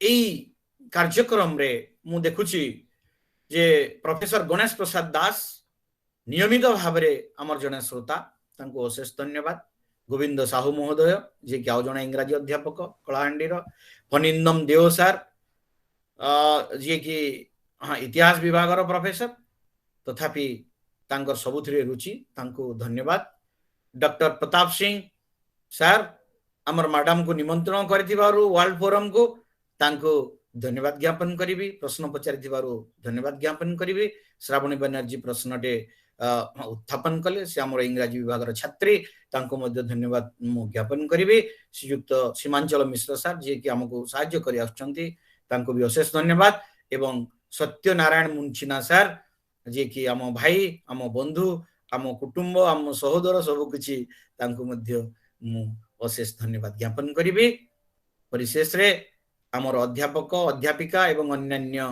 निमंत्रित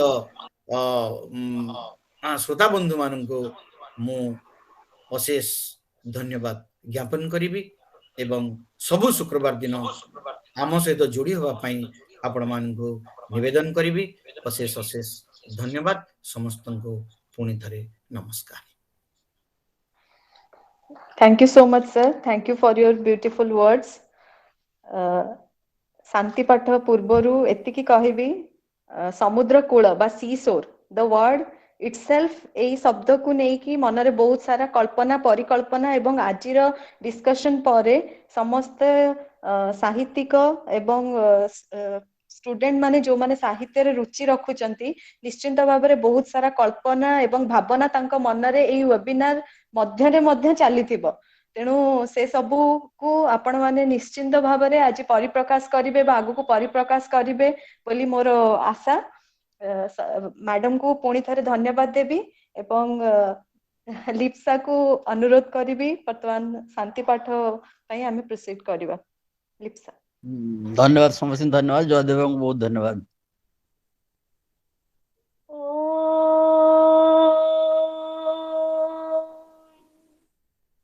सर्वे भवन्तु सुखिनः सर्वे सन्तु निरामया सर्वे भद्राणि पश्यन्तु मा कश्चित् दुःखभाग् भवेत् ॐ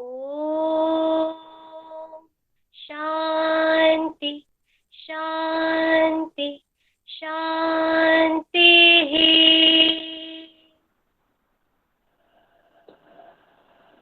धन्यवाद समस्त को मोर नमस्कार and have a nice day. The meeting is officially over now. गोटे इनफॉरमेशन सहित कार्यक्रम करिबा आमे 39तम अध्याय सारिले 40तम अध्याय 40 मझी रे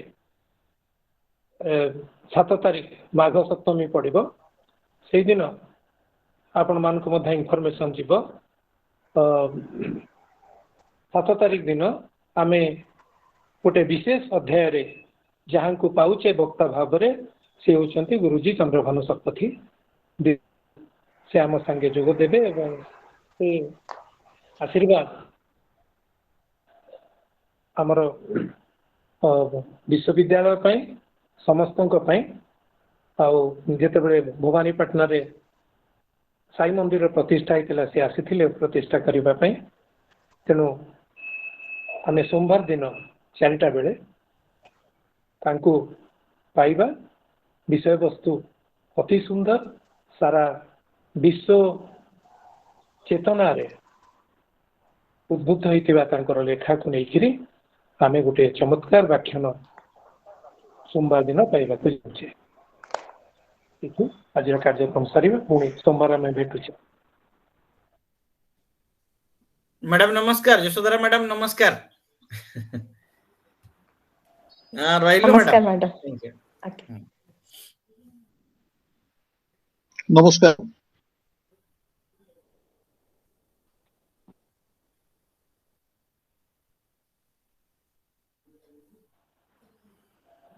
नमस्कार, ये सारी आज।